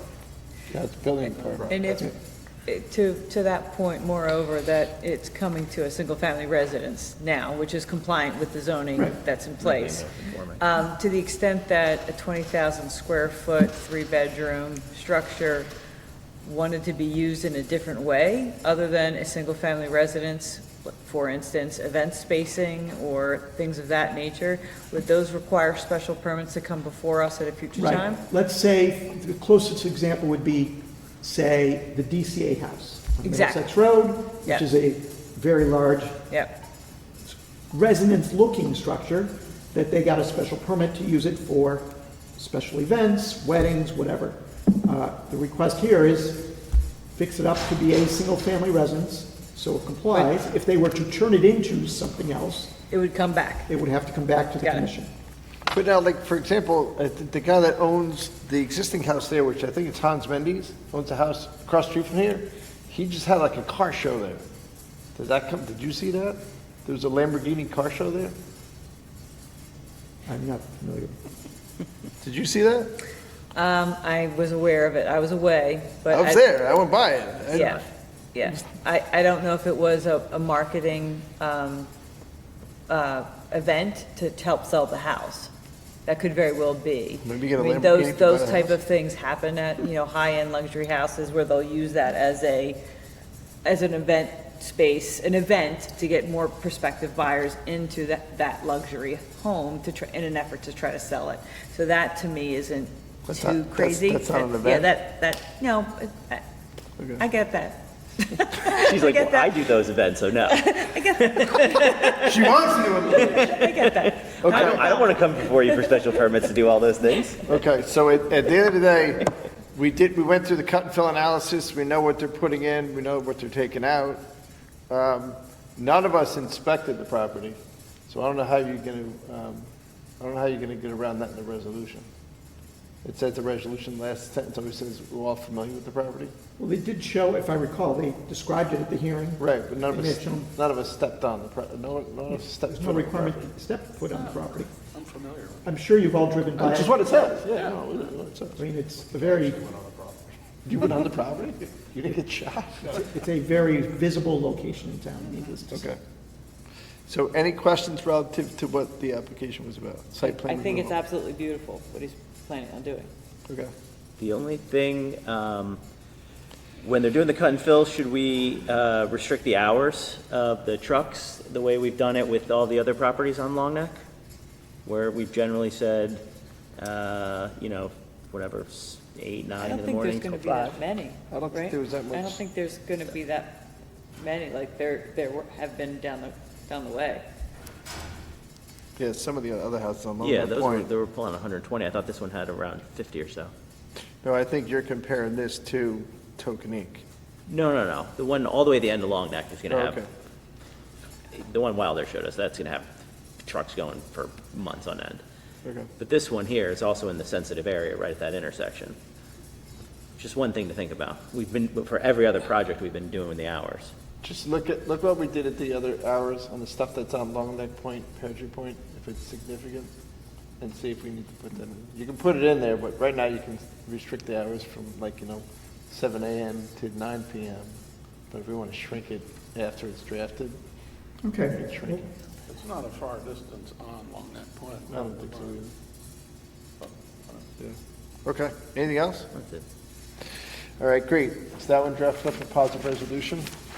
The next item on the agenda, so coastal site plan review number 380, PL 24-58, 0 LNPR LLC, Great Island Property Owners Association, 0 Long Neck Point Road and Open Space B. Proposal to implement various screening improvements along the boundaries of 0 Long Neck Point Road and Open Space B properties and perform related site development activities within the regulated area. These improvements consist of a stone wall perimeter, fencing, planting new trees, shrubs, grass to distinguish between the public property of Great Island and the private property of 0 Long Neck Point Road. The hearing closed on June 25th, 2024. Mrs. Barcenta, you are recusing this meeting? Recuse, happy to leave. You're more than welcome to I'll stay right just there. sit and That's fine. check my phone.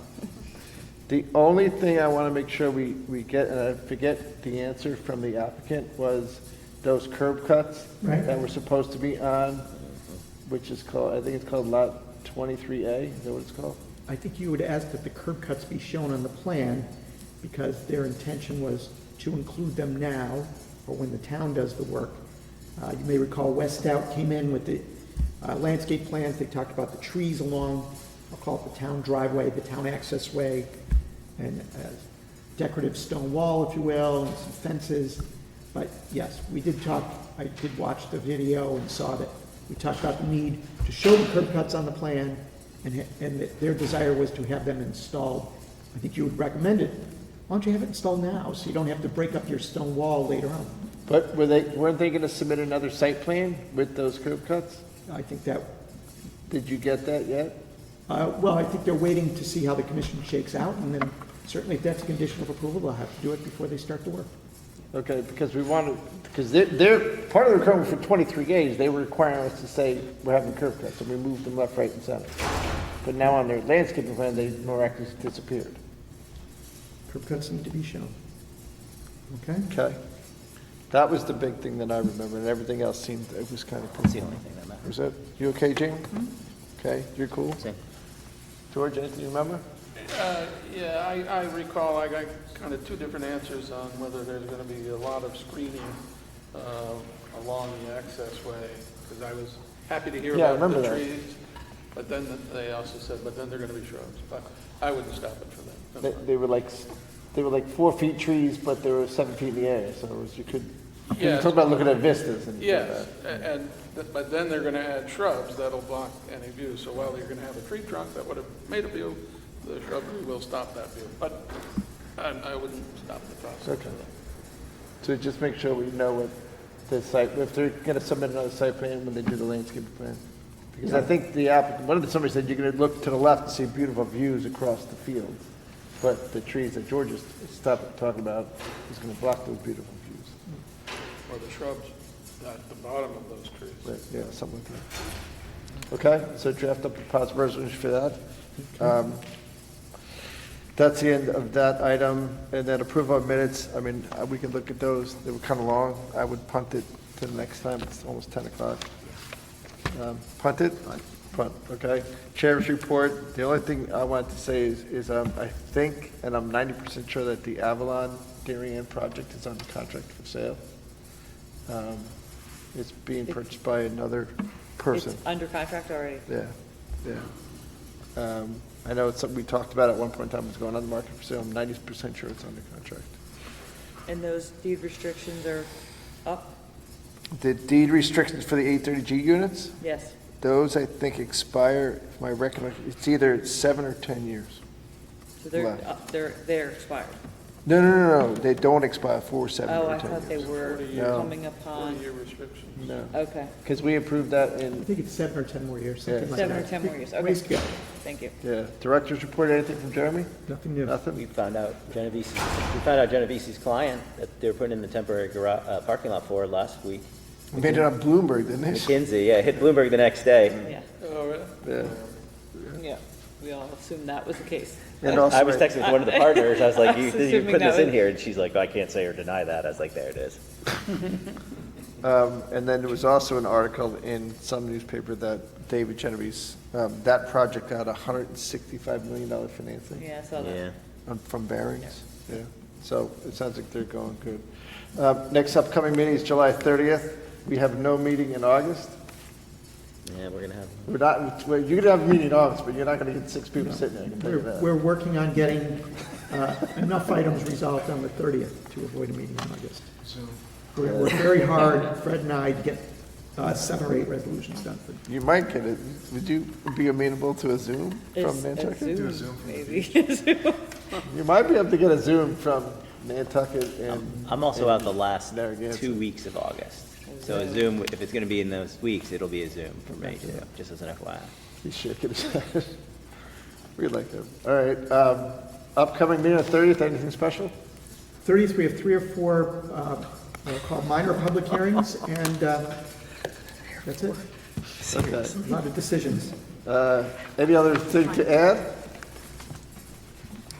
You did have in the packet a report, a quarterly report. Quarterly report, that's correct. Self-explanatory. Remained pretty busy. Yep. Great job on Cool. those. All right. Thank you for that. And then with the last item was looking for a motion to adjourn. Jamie already Jamie made makes it. the motion. Jamie makes the motion. Jamie and Amy already made it. Jamie We're makes getting our the keys. motion. Jamie makes the motion. Amy makes the second. All in favor?